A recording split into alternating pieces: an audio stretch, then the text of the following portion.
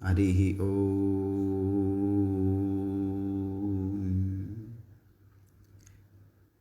सत्यं परं धीमहि सहना भवतु सहनौ भुनक्तु सह वीर्यं करवावहै तेजस्विनावधीतमस्तु मा विद्विषावहै। ॐ शान्तिः शान्तिः शान्तिः।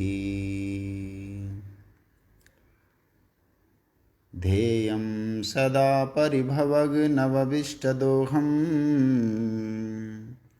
तीर्थास्पदं शिवविरिञ्चिनुतं शरण्यम् भृत्यार्तिहं प्रणतपालभवाब्धिपोतं वन्दे महापुरुषते चरणारविन्दम्। नारायणं नमस्कृत्य नरं चैव नरोत्तमं देवीं सरस्वतीं व्यासं ततो जयमुदीरयेत्। मूकं करोति वाचालं पङ्गुं लङ्घयते गिरिं यत्कृपातमहं वन्दे परमानन्दमाधवम्। सच्चिदानन्दरूपाय विश्वोत्पत्त्यादिहेतवे तापत्रयविनाशाय श्रीकृष्णाय वयं नुमः। नमो गुरुभ्यो गुरुपादुकाभ्यो नमः परेभ्यो परपादाभ्यः। आचार्यसिद्धेश्वरपादुकाभ्यो नमः श्रीगुरुपादुकाभ्यः। श्रुतिस्मृतिपुराणानाम् आलयं करुणालयं नमामि भगवत्पादं शङ्करं लोकशङ्करं। नर्मदायै नमः प्रातर् नर्मदायै नमो निशि नमस्ते नर्मदे देवी त्राहि मां भवसागरात्। बोलिए गोपाल कृष्ण भगवान की जय। बोलिए सच्चिदानंद भगवान की जय। बोलिए शंकर भगवान की जय। बोलिए श्रीमद्भागवत महापुराण की जय। बोलिए सद्गुरुदेव भगवान की जय। ओम नमः पार्वतीपते हर हर महादेव। अकारण करुणा वरुणालय भक्तवांशा कल्पतरु अखिल सृष्टि के कारण स्वरूप परम पिता परमात्मा के युगल चरणों में वंदन करते हुए परम पवित्र श्रीमद् भागवती ज्ञान गंगा के इस पंचम स्कंद के दिव्य भाव में हम आप सब अवगाहन करने के लिए जा रहे हैं। श्रद्धेय सज्जनों, बड़ा दिव्य प्रसंग है पंचम स्कंद का, जिसको स्थान स्कंद भी कहते हैं। यहाँ पर मनु महाराज जी के दूसरे पुत्र प्रियव्रत की कथा प्रारंभ है। सुखदेव जी महाराज परीक्षित को कहते हैं, परीक्षित, महाराज प्रियव्रत बड़े प्रतापी राजा थे। इतने तेजस्वी थे कि एक बार उन्होंने बैठे बैठे चिंतन किया, ये रात क्यों होती है? सारा समय लोग इस अंधेरे में सोकर बर्बाद कर देते हैं, इसलिए मैं आज से यहाँ रात्रि होने ही नहीं दूंगा। रथेन ज्योतिर्मयेन रजनीमपि दीनं करिष्यामि। उन्होंने ज्योतिर्मय रथ का सृजन किया, ज्योतिर्मय रथ को बनाया, पृथ्वी की 7 प्रदक्षिणा करके 7 दिन तक रात्रि होने नहीं दी महाराज। ब्रह्मा जी घबरा गए और आकर समझाने लगे, बेटा ऐसा गड़बड़ मत करो। प्रकृति को कोई भी वस्तु व्यर्थ करने वाली नहीं है, सबका अपना अपना उपयोग है। क्यों? अमंत्रमक्षरम नास्ति नास्ति मूलमनौषधम अयोग्यः पुरुषो नास्ति योजकस्तत्र दुर्लभः। रात में जहाँ विषयी पुरुष विश्राम करते हैं वहाँ योगी समाधि लगाकर अपना ध्यान भी करते हैं। तस्याम जागृति संयमी या निशा सर्वभूतानाम तस्याम जागृति संयमी। प्रकृति ने जो दिया है उस वस्तु को अच्छा और बुरा तो हम लोग बनाते हैं। सब्जी में नमक डालना आज भूल गए तो स्वाद बिल्कुल बिगड़ गया महाराज, भोजन खराब हो गया। सब लोगों ने टोका, नमक नहीं डाला। अब कल विशेष ध्यान रखा तो इतना रखा कि नमक 2 बार गिर गया। सब्जी एकदम कड़वी कर दी। अरे राम राम। तीसरे दिन बहुत सजग रहे तो धोखा हो गया, नमक को सब्जी की जगह खीर में डाल दिया और अंत में नमक फेंक कर बोले नमक बहुत बुरी चीज़ है। अरे नमक बुरी चीज़ नहीं है, हम उसका प्रयोग नहीं कर पा रहे हैं और दोष उस नमक को दे रहे हैं। ऐसे ही प्रकृति की कोई भी वस्तु बेकार नहीं है, व्यर्थ नहीं है। रात्रि की अपनी आवश्यकता है, दिन की अपनी उपयोगिता है, यहाँ तक कि काम क्रोध आदि की उपयोगिता भी है महाराज। काम की मात्रा गलत हो जाए तो उसका दुरुपयोग होने लगता है और वो काम निंदनीय बन जाता है। यदि धर्मानुकूल काम का प्रयोग किया जाए तो वह तो परमात्मा की विभूति है महाराज। धर्मा विरुद्ध भूतेषु कामोस्मि भरतर्षभः। भगवान गीता में काम को भी अपनी विभूति मानते हैं, पर उसका ठीक से प्रयोग होना चाहिए। प्रियव्रत को जब ब्रह्मा जी ने समझाया तो उनकी समझ में आ गया और दुराग्रह त्याग दिया। फलस्वरूप महाराज प्रियव्रत के द्वारा पृथ्वी के 7 द्वीप और 7 सागरों की संरचना की गई। अंत में प्रियव्रत को वैराग्य हुआ तो अपने एक पुत्र को एक एक द्वीप का अधिपति बनाकर विरक्त बाबा वैरागी बन गए, सन्यासी बन गए। सबसे पहला द्वीप है जम्बूद्वीप, उसके अधिपति बने महाराज आग्निद्र। आग्निद्र के 9 पुत्र हुए जिन्होंने पूर्व चित्ती अप्सरा से विवाह किया। इन्होंने जम्बूद्वीप में 9 खंड करके अपने 9 पुत्रों में बंटवारा कर दिया और सबसे पहला खंड है अजनाब खंड, जिसके अधिपति बने महाराज नाभि। मेरु देवी से विवाह करके जब इनकी कोई संतान नहीं हुई तो पुत्रेष्ट यज्ञ किया। यज्ञ से भगवान प्रसन्न हुए और पूछा, बोलो क्या चाहते हो? इतने गदगद हो गए कि कुछ मांग ही नहीं पाए। तो भगवान ने ब्राह्मणों से कहा, भाई आप लोग बताओ ये क्या चाहते हैं? ब्राह्मणों ने कहा, भगवान हम क्या बताएं? किंचायम राजर्षि रपत्य कामः प्रजाम भवादृशिमाशासन। ये आपकी जैसी संतान मांग रहे हैं महाराज, पर कहने की हिम्मत नहीं पड़ रही है। भगवान हंसकर बोले, अरे आप ब्राह्मणों ने वचन देकर यज्ञ किया है तो ब्राह्मणों का वचन निभाने के लिए मैं स्वयं ही बेटा बनने को तैयार हूँ। भगवान स्वयं नाभि पुत्र ऋषभदेव के रूप में प्रकट हुए महाराज।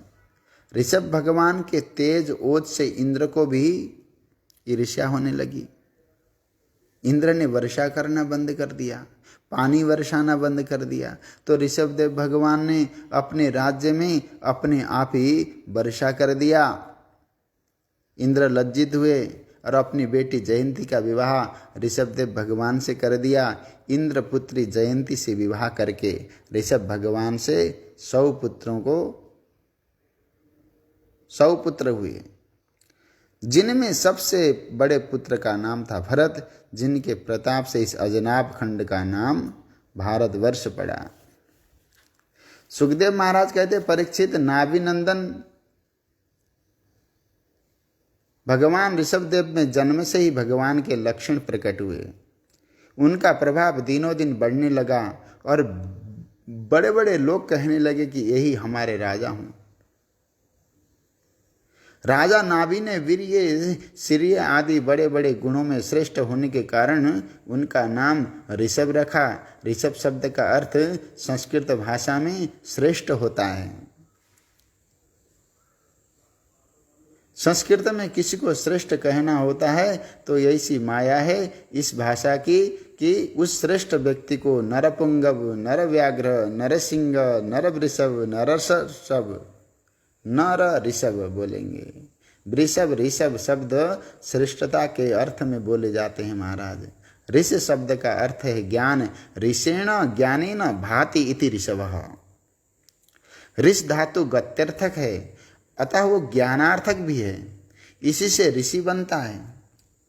जो अपने ज्ञान से प्रकाशमान है उसका नाम ऋषभ है। इंद्र ने सोचा कि त्रिलोकी का मालिक तो मैं हूं, ये दूसरा मालिक कहाँ से आ गया। उन्होंने ऋषभदेव के राज्य में बरसना ही बंद कर दिया। लेकिन उसके न बरसने से क्या होता है महाराज। ऋषभदेव ने अपने योग बल का प्रयोग करके वर्षा कराई। अब अपने बच्चे में इतना बड़ा ऐश्वर्य देखकर राजा नाभि बहुत प्रेम करने लगे। वे प्रेम विवल होकर ऋषभ को वत्स तात कह कहकर बहुत ही आनंद देने लगे। उन्होंने ऋषभदेव का राज्याभिषेक बचपन में ही करके उनको ब्राह्मणों की गोद में रख दिया महाराज। ये विडम्बना ही कही जाएगी कि हमारे देश में ऋषभदेव के नाम पर अनेक प्रकार के संप्रदाय चलता है जो वेद, ब्राह्मण, गंगा आदि की वो नहीं मानता। लेकिन भागवत के ऋषभदेव तो साक्षात भगवान हैं और यज्ञ में ब्राह्मणों द्वारा मांगे गए वरदान को फलस्वरूप उनका प्राकट्य हुआ है। ऋषभदेव के पिता नाभि अपने पुत्र को राज्य शासन पर अभिषिक्त करके तथा ब्राह्मणों की गोद में सौंपकर नर नारायण की सेवा करने के लिए बद्रिकाश्रम चले गए। नाभि के कर्म का अनुकरण कौन करेगा, जिनके शुद्ध कर्म से स्वयं श्री हरि ही उनकी संतान बन गए। अपत्यता मगादस्य हरि शुद्धेन कर्मणा।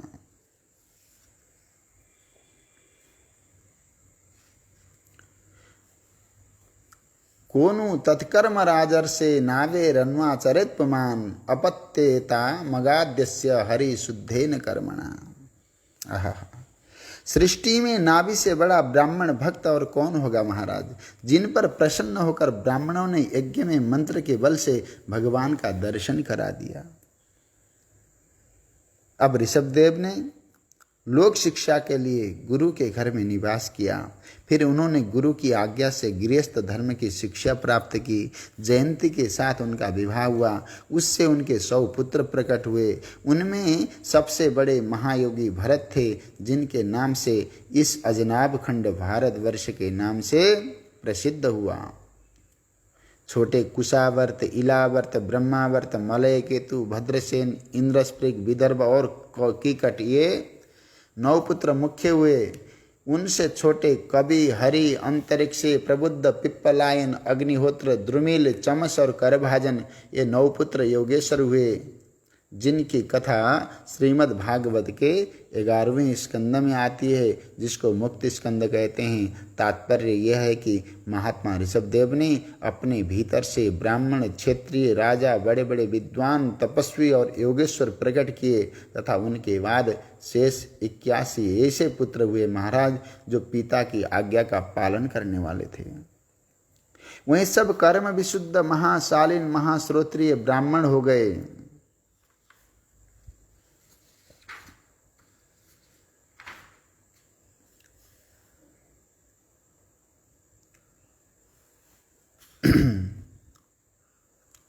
कर्म विशुद्धा ब्राह्मणा बभूवुः।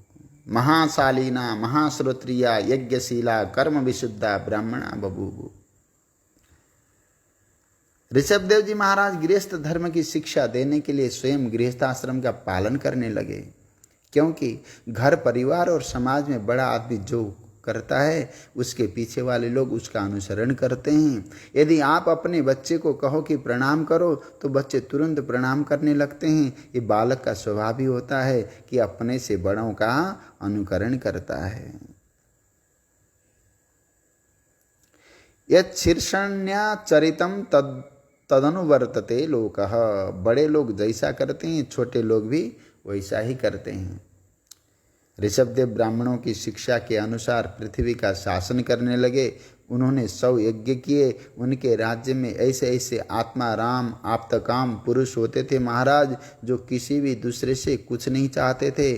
कोई भी व्यक्ति किसी से भी भगवान के प्रति अनुराग के सिवा और कुछ नहीं चाहता था तथा दूसरे की किसी वस्तु पर नजर तक नहीं डालता था। सब आत्मज्ञानी थे, सब आत्मा का स्वरूप जानते थे। एक बार ऋषभदेव जी गंगा तट पर ब्रह्मावर्त में गए।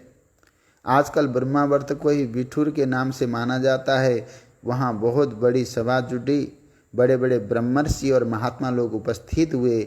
उनके सामने ऋषभदेव जी बहुत प्रेम से अपनी प्रश्रय प्रणय भर सुयंत्रित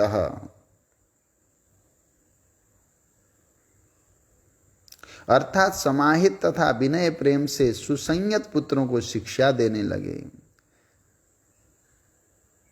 ध्यान देने वाली बात है। व्याख्यान देने की, प्रवचन देने की ये प्रणाली बहुत पुरानी है। पृथु का व्याख्यान सुन चुके हैं। उन्होंने कितना बढ़िया व्याख्यान अपने प्रजा को दिया। अब ऋषभदेव जी ब्रह्मर्षियों की सभा में अपने पुत्रों को शिक्षा दे रहे हैं। सबके बीच में शिक्षण देना अच्छा है, क्योंकि सब लोगों को ये मालूम हो जाता है कि इनको ये शिक्षा दी हुई है, इसलिए उसके अनुसार आचरण नहीं करने पर लोग कहते हैं कि तुमको तुम्हारे पिता ने ऐसी शिक्षा दी थी लेकिन तुम ऐसा आचरण नहीं करते हो।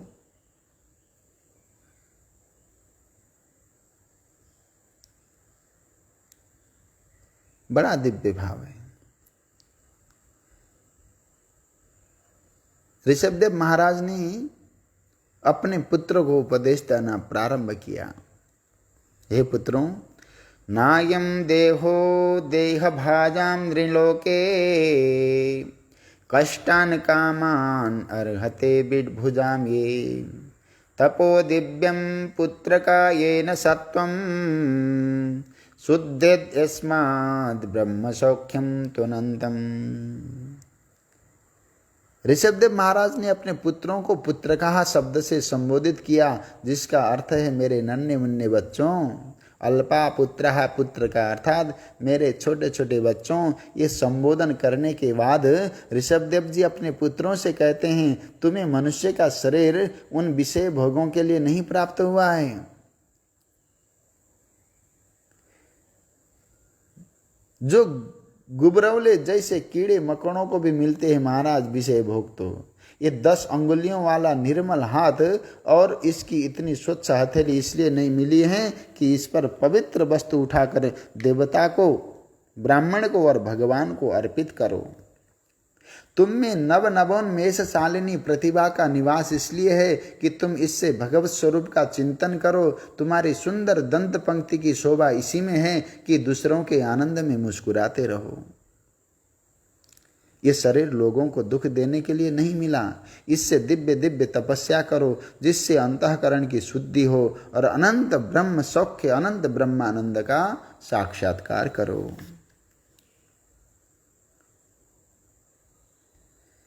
यदि तुम लोग महापुरुषों की सेवा करोगे, महद सेवां द्वारमाहुं विमुक्ते तमोद्वारं योषितां संगी संगम महांतस्ते समचित्ता प्रशांता विमन्यव सूरिदसादभूय। आहा,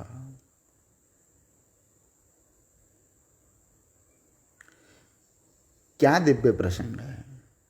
यदि तुम लोग महापुरुषों की सेवा करोगे तो तुम्हें मुक्ति की प्राप्ति होगी, और स्त्री संगी कामियों का संग करोगे तो समझ लो कि नरक का दरवाजा तैयार है। महापुरुष भगवान के साथ तो प्रेम करते हैं, किंतु शरीर में फंसे हुए नमक लकड़ी की चिंता में लगे हुए लोगों से उनकी प्रीति नहीं होती महाराज।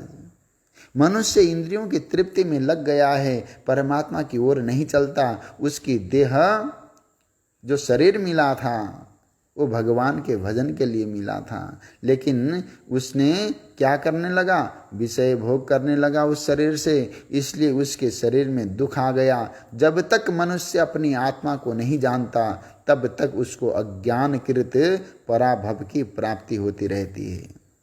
जब तक कर्म है तब तक मन है, और जब तक मन में विषय वासना है तब तक शरीर का बंधन है। एवं मनः कर्म वशं प्रयुङ्क्ते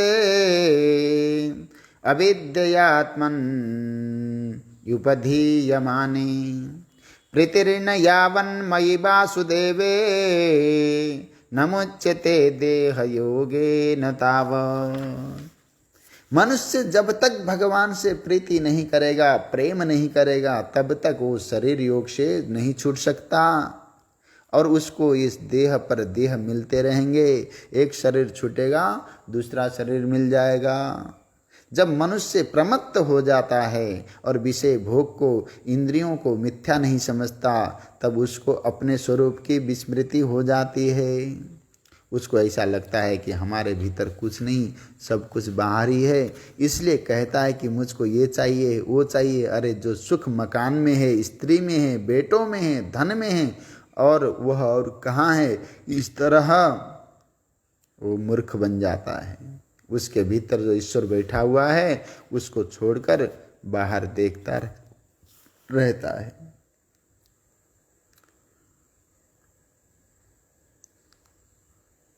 असल में जब मनुष्य भीतर बैठे हुए नारायण को छोड़कर बाहर देखने लगता है महाराज, तब उसको चपत पर चपत लगती हैं, चांटे पर चांटे लगती हैं महाराज।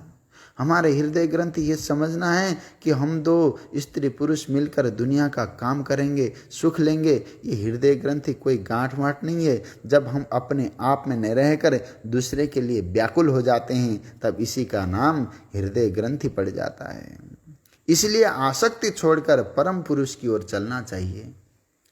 इसके लिए साधनों की सूची बताते हुए कहते हैं कि जो परमहंस गुरु परमात्मा है उसके प्रति भक्ति होनी चाहिए, उसकी सेवा होनी चाहिए। जो गर्मी सर्दी और सुख दुख आए उसको सह लेना चाहिए। परलोक में भी मनुष्य को दुख होता है, इसलिए भगवान को छोड़कर दूसरा कुछ नहीं चाहना चाहिए महाराज।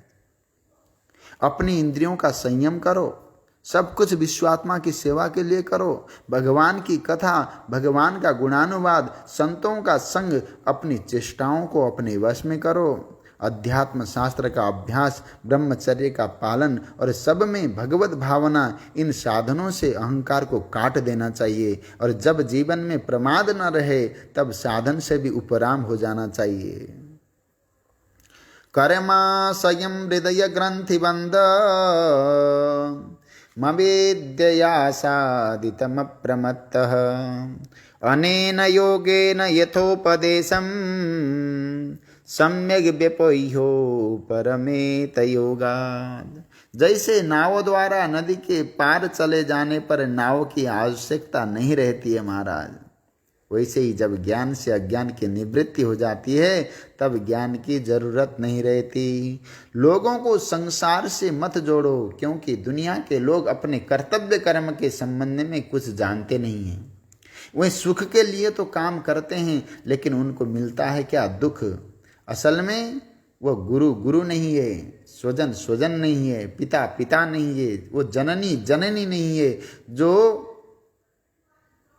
परमात्मा परमात्मा नहीं है, वो पति पति नहीं है, जो आपको इस मौत के अंधकार से, मृत्यु से आपको छुड़ा नहीं सकता।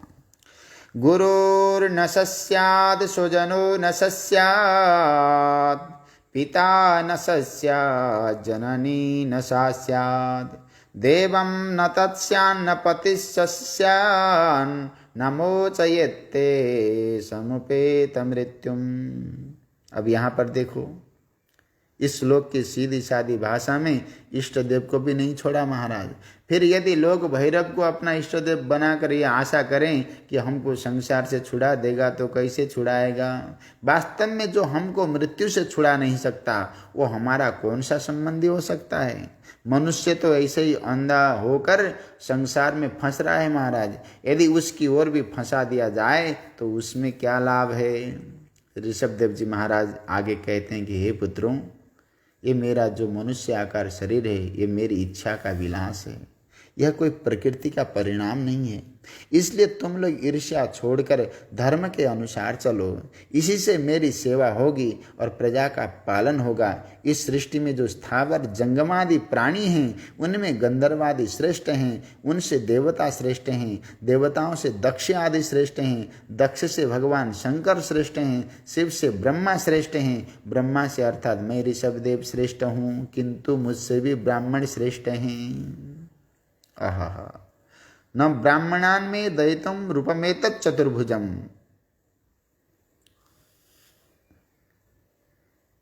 भगवान कहते हैं कि मेरा चतुर्भुज रूप मुझे ब्राह्मण के शरीर से ज्यादा प्यारा नहीं है। ब्राह्मण सर्वश्रेष्ठ है और ब्राह्मण तुल्य दूसरा कोई नहीं है। उच्चैर्गतिर्जगति सिद्ध्यति धर्म तश्चेत् तस्य प्रमा च वचनैरकृते भवेत् चेत् तेषां प्रकाशन दशा न महेश्वरैश्चेत् तानन्तरेण निपतेत् कुनुमत् प्रणामः। यदि यह बात सच्ची है कि धर्म से उन्नति होती है, यदि धर्म की प्रभा, धर्म का ज्ञान अपौरुष ये वेद वाणी से होता है, वेदों का प्रकाशन यदि ब्राह्मणों से होता है, तो मैं ब्राह्मणों को छोड़कर और किसको प्रणाम करूं? भोजराज जी कहते हैं।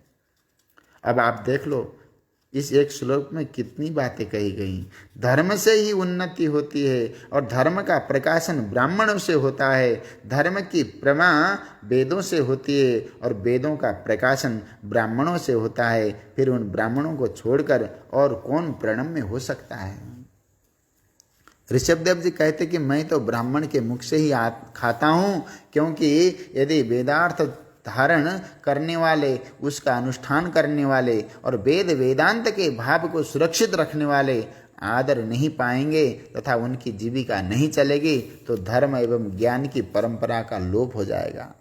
इसलिए समाज में एक वर्ग ऐसा रहना चाहिए जो समाधि लगाए, ब्रह्म ज्ञान प्राप्त करे और वेदार्थ को धारण करे। उसकी रक्षा पीढ़ी दर पीढ़ी होनी चाहिए। आहा,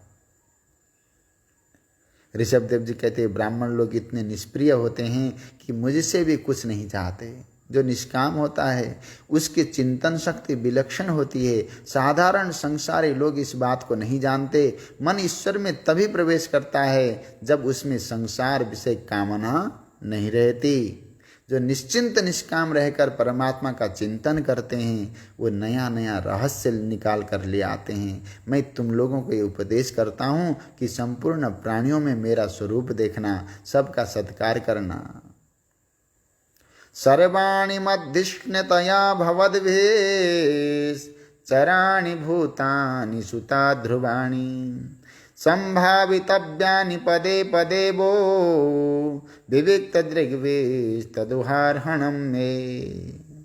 ये मेरी सच्ची पूजा है। सभी प्राणियों में मेरा स्वरूप देखना, सबको सत्कार करना, यही मेरी सच्ची पूजा है। ऋषभदेव अपने पुत्रों को कहते हैं। सब में सर्वत्र भगवान को देखकर उनकी पूजा किए बिना मनुष्य कभी कालपाश से मुक्त नहीं हो सकता। इस प्रकार उपदेश देने के बाद ऋषभदेव ने अपने सबसे बड़े पुत्र भरत का राज्याभिषेक कर दिया और फिर परमहंस धर्म की शिक्षा देने के लिए बिल्कुल विरक्त हो गए। उन्होंने अग्नि को अपने भीतर कर लिया। इसका अर्थ है कि जैसे बाहर अग्नि देवता का आरोप करके उनमें हवन आदि करते थे, वैसे ही अब अपने भीतर करने लगे। उन्होंने शरीर मात्र रहकर उन्मत्तवत नग्नवत प्रवर्ज्या ग्रहण की। उनको लोग देखे तो समझे कि पागल है। वे गांव में जाते, जंगल में जाते तो संसारी लोग उनको बहुत पीड़ा पहुंचाते। देखो महात्माओं को संसार में क्या क्या सुनना सहना पड़ता है, परंतु वह इससे दुख नहीं करते। महाराज कहते हैं कि इससे हमारी तपस्या और सहन शक्ति बढ़ती है। लोग ऋषभदेव जी पर धूल उठाकर डालते हैं महाराज, विष्ठा डाल देते, उनको पत्थर मार देते और उन पर अधो वायु का परित्याग कर देते, फिर भी महात्मा बुरा नहीं मानते और कहते कि ये शरीर न मैं हूँ और ये शरीर न मेरा है। ऋषभदेव जी का चरणार बिंद बहुत सुकुमार था, उनके मुख पर मुस्कान खेलती रहती थी। उनको देखकर लोग मोहित हो जाते। यहाँ देखो कोई लोग महात्माओं की पहचान बताते हुए कहते हैं कि जिसको देखकर मन में विकार उठना बंद हो जाए वही सबसे बड़ा महात्मा है। लेकिन यह कोई कसौटी नहीं है, क्योंकि उनको देखकर जो विकार उठता है वो अपने मन को भीतर से उठता है, किसी महात्मा के भीतर से उठकर नहीं आता। आपके मन में यदि विकार भरा होगा, उसका संस्कार होगा तो वो कहीं भी उठ सकता है। श्रीमद् भागवत में प्रसंग कहीं बार आया है कि श्री सुखदेव महाराज को देखकर लोग मोहित हो जाते थे, और ऋषभदेव जी महाराज के संबंध में तो यही वर्णन है कि वे बहुत ही सुंदर थे। उनको देखकर स्त्रियों के मन में कामोद्दीपन हो जाता था। यद्यपि ऋषभदेव जी की जटा बंध गई, उनकी लंगोटी भी साफ नहीं, शरीर पर धूल जमी हुई है, लेकिन उनका ऐसा स्वस्थ सौंदर्य है कि उनको देखकर स्त्रियों के मन में काम वासना का उदय हो जाता है। लेकिन स्त्रियों की काम वासना का ऋषभदेव जी पर कोई प्रभाव नहीं। वह तो अपने को छिपाने की बहुत कोशिश करते थे, यहाँ तक कि उन्होंने अपनी रहनी अजगर की तरह बना ली थी। महाराज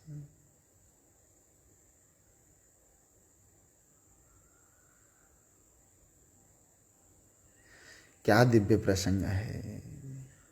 आहा, व्रतम आ जगरमास्थित शयान एव स्नाति पिबति खादत्येव मेहति हदति स्म चेष्टमान उच्चरित आदिग्धोद्देशः। वो लेटे ही लेटे खा लेते थे, पी लेते थे, मलमूत्र कर देते, लेकिन उनके मलमूत्र में दुर्गंध नहीं था। वो अत्यंत सुगंधित था और वायु उसे सैकड़ों मील तक फैला देती थी। ऋषभदेव जी महाराज के पास बहुत सी सिद्धियां आईं, किंतु उन्होंने उन सिद्धियों का अभिनंदन नहीं किया। महात्मा लोग सिद्धियों को पसंद नहीं करते। महाराज कठोपनिषद में क्या दिव्य प्रसंग है। ना विरतो दुश्चरितान ना शांतो न समाहित न शांत मानसो वापि प्रज्ञाने नैनमाप्नुयात्। तुम्हारे भीतर चाहे जितनी विद्या बुद्धि हो, पर तुम्हें चार बातें छोड़ने पर ही परमात्मा का साक्षात्कार होगा। एक तो तुमको दुश्चरित्र से अलग होना पड़ेगा, दूसरे तुम्हारे मन में काम क्रोध आदि की जो अशांति है उसको छोड़नी पड़ेगी, तीसरे मन की चंचलता को दूर भगाना होगा, और चौथे सिद्धियों की लालसा समाप्त करनी होगी। यदि तुम्हारे पास सिद्धियां आने लगी और तुम उन्हीं को देखने लगे तो तुम्हारा मन परमात्मा को छोड़कर सिद्धियों की ओर चला जाएगा। अतः सिद्धि का परित्याग किए बिना परमात्मा का साक्षात्कार नहीं होता, चाहे मनुष्य में विद्या बुद्धि कितनी ही क्यों न हो। अब यहाँ पर राजा परीक्षित ने पूछ लिया, ननुनम भगव आत्मा रामाणाम योग समीरत ज्ञान बवर्जित कर्म बीजानाम ऐश्वर्याणि पुनः क्लेशादिनी भवितुम अर्हन्ति यदृच्छयोपगतानि। राजा परीक्षित ने पूछा कि भगवान जो आत्माराम हो गए और जिन्होंने योग से ज्ञानाग्नि को प्रज्वलित करके कर्म बीज को भून दिया है, उनके पास अगर सिद्धियां आ भी जाती हैं तो वे उनमें राग द्वेष नहीं उत्पन्न कर सकती। फिर ऋषभदेव जी महाराज ने उनको स्वीकार क्यों नहीं किया? तो सुखदेव जी महाराज कहते, परीक्षित तुम्हारा ये कहना ठीक है कि सिद्धियों से महात्माओं को कुछ बिगड़ नहीं सकता, परंतु जो श्रेष्ठ महापुरुष होते हैं वे अपने मन का विश्वास नहीं करते, क्योंकि मन बहुत ही चंचल है। आहा,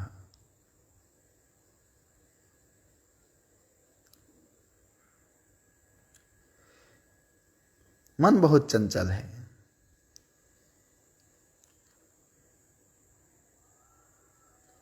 एकेन मनसोद्धा विश्रम्य मनवस्थानस्य षट् किरातैव संगच्छन्ते। आहा, कहते हैं बड़े बड़े महापुरुष इस मन का भरोसा नहीं करते, विश्वास नहीं करते, क्योंकि मन बहुत चंचल है। मन की स्थिति वैसी ही है जैसे कोई कपटी किरात पहले आकर दोस्ती कर ले और फिर ठग ले। इसलिए इस चंचल मन के साथ सख्य मित्रता नहीं करना चाहिए, मित्रता नहीं जोड़ना चाहिए, क्योंकि इस मन पर विश्वास करने से शंकर जी जैसे समर्थ ईश्वर भी धोखा खा गए। न कुर्यात् कर्हिचित् सख्यं मनसि ह्येन वस्थिते यद्विस्रम्भा चिराचीर्णं चस्कंद तवैश्वरम। भगवान शंकर ने पहले मोहिनी के रूप को देखने का आग्रह किया, किंतु उसको देखकर ऐसे मोहित हो गए कि उनका भी वीर्य स्खलित हो गया।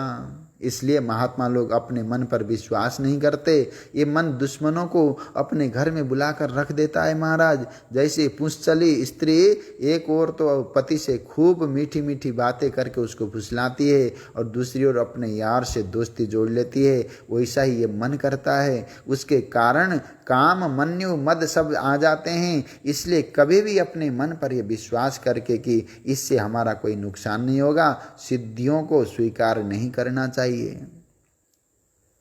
ऋषभदेव जी महाराज ने आगे चलकर यह भी दिखाया कि योगियों को अपने शरीर का परित्याग किस प्रकार करना चाहिए। उन्होंने शांति धारण की। यह अभिमान तो उनमें बिल्कुल नहीं था कि यह शरीर में हूं और ये मेरा है। फिर भी क्या किया, आहा,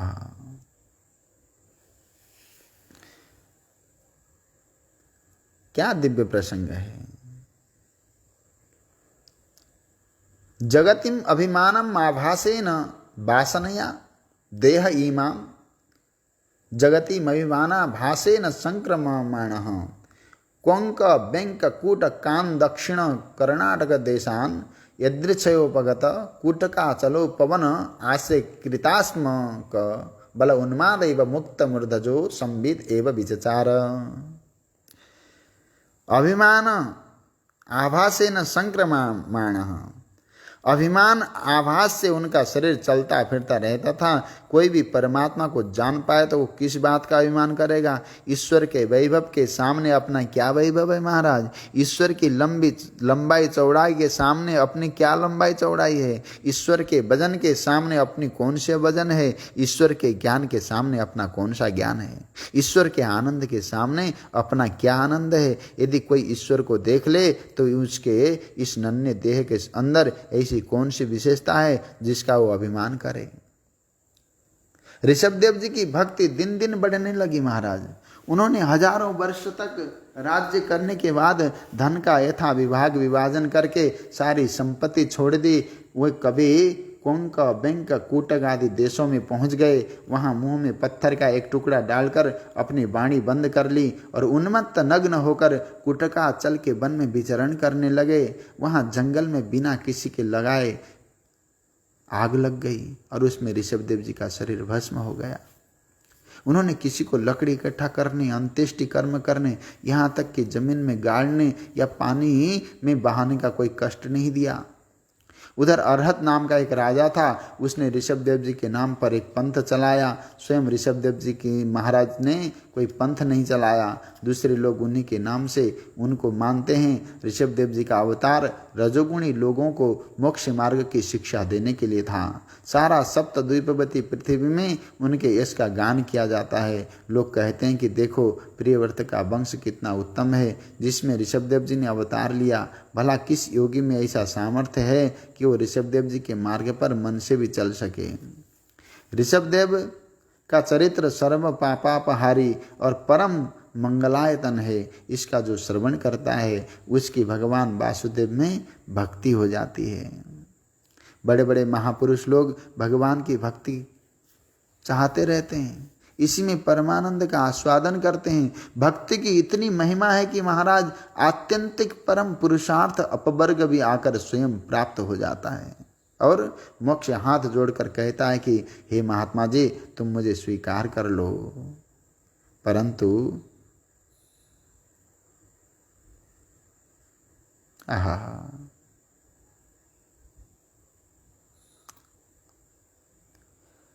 तुम मुझे स्वीकार कर लो।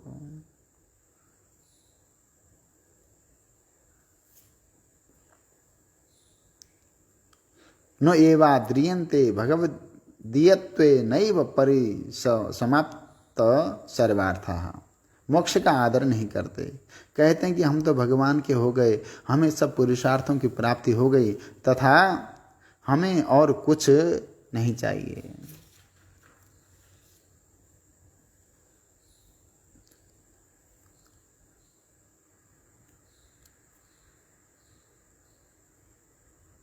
राजन् पतिर्गुरुरलं भवतां यदूनां दैवं प्रियकुलपति क्वच किङ्करो वः। अस्त्वेव मंग भगवान भजतां मुकुंदो मुक्तिं ददाति करिचे सुन भक्ति योगम। भगवान जब बहुत प्रसन्न होते हैं तो मुक्ति दे देते हैं महाराज। कोई राजा किसी पर प्रसन्न होकर उसको जेल से छोड़ सकता है और ये कह सकता है कि जाओ तुम अपने घर में रहो, तुमको पेंशन मिलती रहेगी, यह उस राजा के लिए सुगम है। लेकिन वो राजा यदि एक कैदी को कैद से बाहर निकाले और कहे कि तुम जाओ हमारे रनिवास में रहो और हमारी महारानी की सेवा करो, तो ये साधारण बात नहीं है। आप स्वयं देखो, जेल से छोड़ देना, मुक्ति दे देना कठिन है कि स्वरूपानंद का आस्वादन करा देना कठिन है। अपने रनिवास में जाकर उसको अपनी खास सेवा में रख लेना कठिन है। मतलब यह है कि भगवान मुक्ति तो बहुत जल्दी दे देते हैं, लेकिन भक्ति योग सबको नहीं देते हैं। अंत में श्री सुखदेव जी महाराज ऋषभ देव जी को नमस्कार करके उनका यह चरित्र यहाँ पर पूरा करते हैं।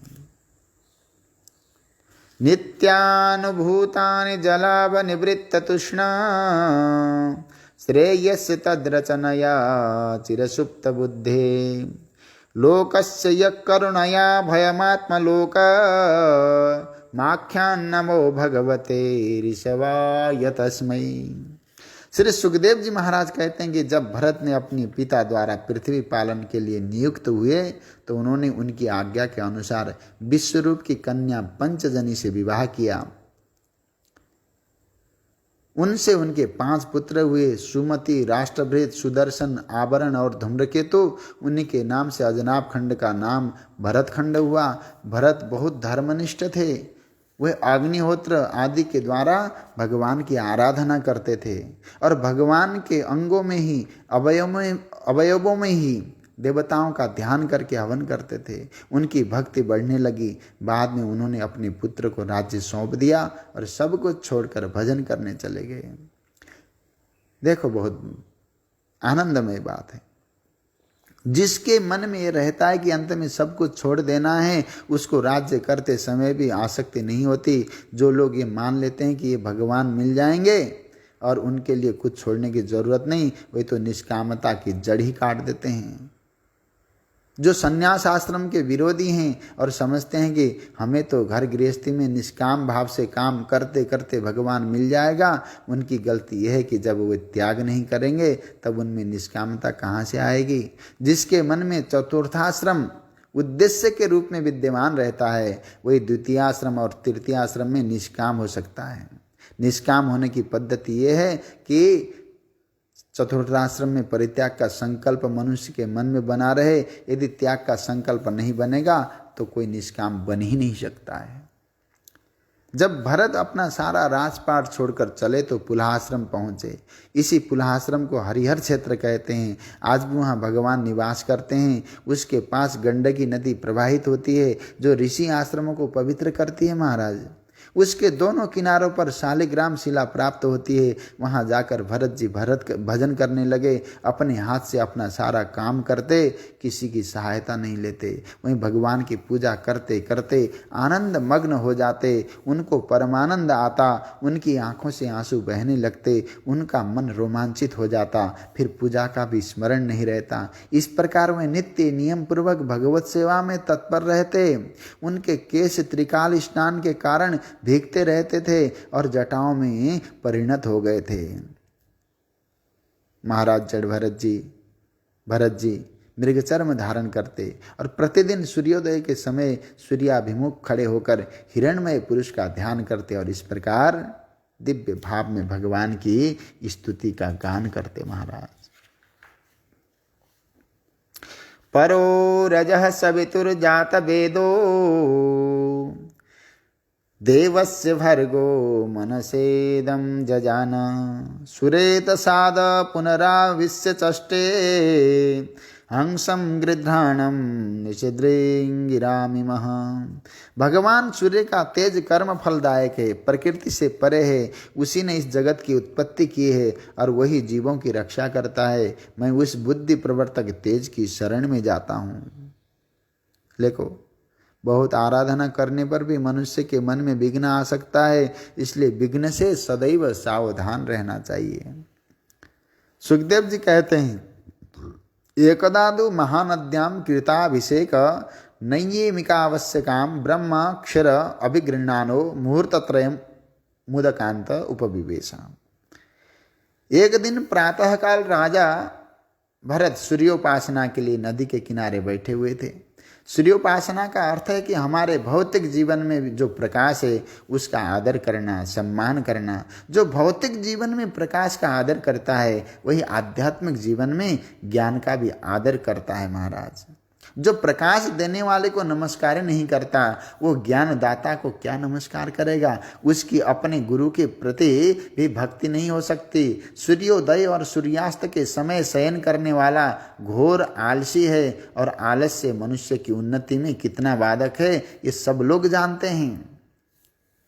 कवियों ने कहा है कि यदि भगवान श्री चक्रपाणि भी सूर्योदय और सूर्यास्त के समय शयन करने लगे तो उन्हें लक्ष्मी जी छोड़ देंगे। इसलिए मनुष्य को सूर्योदय और सूर्यास्त के समय अवश्य ही निद्रा का परित्याग कर देना चाहिए। अज्ञान अंधकार का त्याग करके सूर्य का आदर करना चाहिए। यह हमारी शास्त्रीय पद्धति और शास्त्रीय संस्कृति है महाराज। तो जब भरत स्नान करके नदी तट पर बैठकर ब्रह्माक्षरम अभिगृह्णान प्रणव मंत्र का जप कर रहे थे तब वहां एक हरिणी पानी पीने के लिए आ गई। वो गर्भवती थी, पानी पी रही थी। इतने में से एक सिंह ने भयंकर गर्जना की। उससे मृगी डर गई और छलांग लगा दी नदी में। छलांग भरने से उसका बच्चा नदी में गिर गया जो पेट में था। मृगी बेचारी उस पार गिरी और वहीं मर गई। इस पर राजा भरत की नज़र पड़ी। उन्होंने सोचा कि मृगी तो मर गई, उसका बच्चा बचाया जा सके तो अच्छा रहेगा। वे झट नदी में कूद पड़े और वहाँ से बच्चे को उठा लिया। देखो, बहुत मार्मिक बात है। बच्चे को उठाने में कोई दोष नहीं था, पर उसकी सेवा शुश्रूषा करके उसको ठीक करने में भी कोई दोष नहीं था। परंतु वो स्वयं तो हो गए थे भगवान के, मैं भगवान का हूँ ऐसा मानते थे, किंतु यहाँ उन्होंने इस मृग शावक को अपना मान लिया। चाहिए तो ये था कि उसको भी भगवान का ही मानते। उन्होंने अभिमान कर लिया कि मेरा बच्चा है। अब वो प्यार पूर्वक उसका पालन करें, पोषण करें और उसको चूमे चाटे महाराज। जब मनुष्य को किसी से आसक्ति हो जाती है तब वो उसको भजन पूजन नहीं करने देता। वह यही कहता है, जब तुम हमारे आने पर भी माला ही फेरते हो तो तुम्हारा हमसे क्या प्रेम है।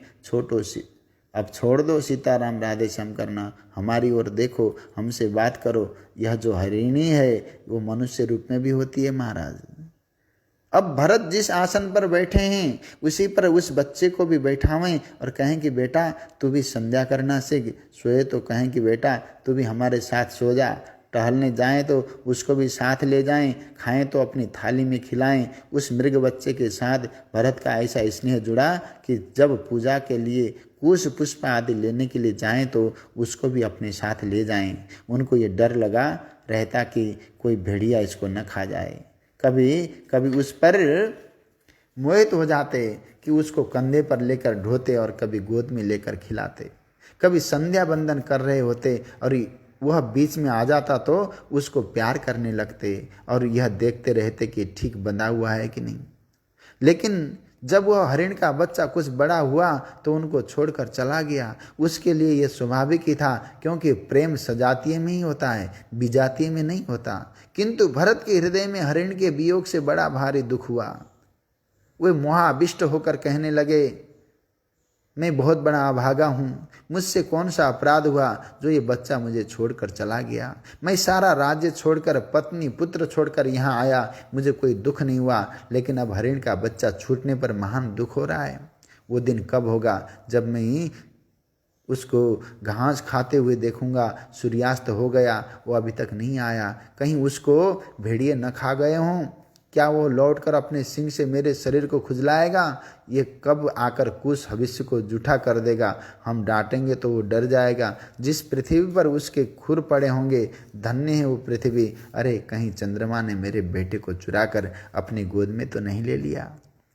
इस तरह भरत के मन में पागलों जैसी बातें आने लगीं। भगवान की पूजा भूल गए और उसके स्थान पर हरिण का बच्चा उनको याद आने लगा। अगर विघ्न न होता तो इतने बड़े त्यागी राजा की एक हरिण के बच्चे में इतनी आसक्ति कैसे होती महाराज। अब जब मरने का समय आया तब भी भरत यही सोचे कि ये बच्चा कहाँ गया, उसका क्या हुआ। कोई आहट हो तो समझे कि शायद आ गया हो। इसी तरह उसी का चिंतन करते करते राजा भरत का देहावसान हो गया और वे अगले जन्म में हरिण हो गए। लेकिन उन्होंने भगवान की जो बड़ी भारी पूजा की थी उसकी भी तो कोई महिमा चाहिए। आसक्ति का फल ये हुआ कि हरिणाकार वृत्ति होने से हरिण बन गए, और भगवान की पूजा का फल ये हुआ कि हरिण हो जाने पर भी उनको भगवान की स्मृति बनी रही। उनको यह भी स्मरण रहा कि मैं हरिण क्यों बन गया। अब वे कहने लगे कि अरे मैं एक हरिण के बच्चे से आसक्ति होने के कारण भ्रष्ट हो गया। उसके बाद उनको वैराग्य हुआ और वो जिस हरिणी माता से पैदा हुए थे उसको छोड़कर कालंजर पर्वत होते हुए पुनः पुलस्त्याश्रम में पहुंच गए। वहाँ काल की प्रतीक्षा करने लगे कि कब ये शरीर छूटे। इससे यह शिक्षा मिलती है कि शरीर को जानबूझकर नहीं छोड़ना चाहिए, क्योंकि जिस शरीर को छोड़ने की वासना होती है वही शरीर मन में फिर आ जाता है। इसलिए जैसे समय के अनुसार फल अपने आप ही पक कर गिर पड़ते हैं, वैसे ही शरीर छूट जाए तो अच्छा है महाराज।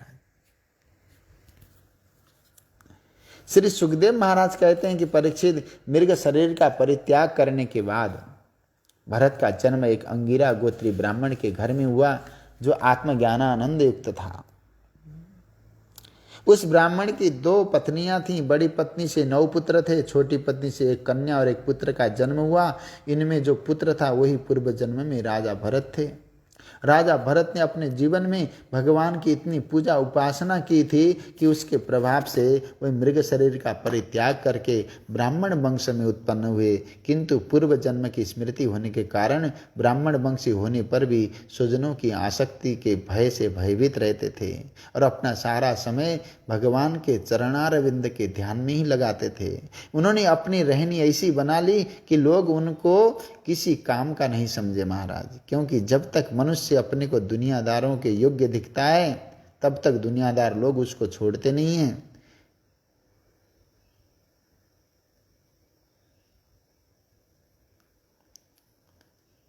दुनियादारों का जब तक मालूम रहता है कि अमुक आदमी से हमारा काम निकलेगा तब तक वो उसके पीछे पड़े रहते हैं, उसको मारे बिना नहीं छोड़ते। इसलिए बाबा जी लोगों को बहुत चतुराई से अपना जीवन व्यतीत करना चाहिए। कुछ लोग एक आदमी को जबरदस्ती पकड़कर अदालत में ले गए और कहा कि हमारे मुकदमे में गवाही दो, क्योंकि जब हमारी मारपीट हुई थी तो तुम वहाँ खड़े थे। अदालत ने उस आदमी से पूछा कि तुम उस समय वहाँ मौजूद थे? वो बोला कि हैं। फिर अदालत ने पूछा कि ये क्या होता है, यह बताओ कि लड़ाई हुई या नहीं। लेकिन उस आदमी ने यही जवाब दिया कि हैं। अब अदालत ने ये कह दिया कि ये बहरा है, इसकी अकल ठीक नहीं है, और वो आदमी गवाही देने से बच गया। इसलिए भरत अपने को जड़ अंध बधिर मुख के समान दिखाने लगे। पिता उनकी हालत देखकर उनको सुसंस्कृत और सुशिक्षित करने का प्रयास करने लगे, परंतु बहुत अच्छी शिक्षा व्यवस्था करने पर भी भरत को गायत्री मंत्र ठीक ठीक याद नहीं हो सका। कुछ दिनों बाद भरत के पिता का देहांत हो गया।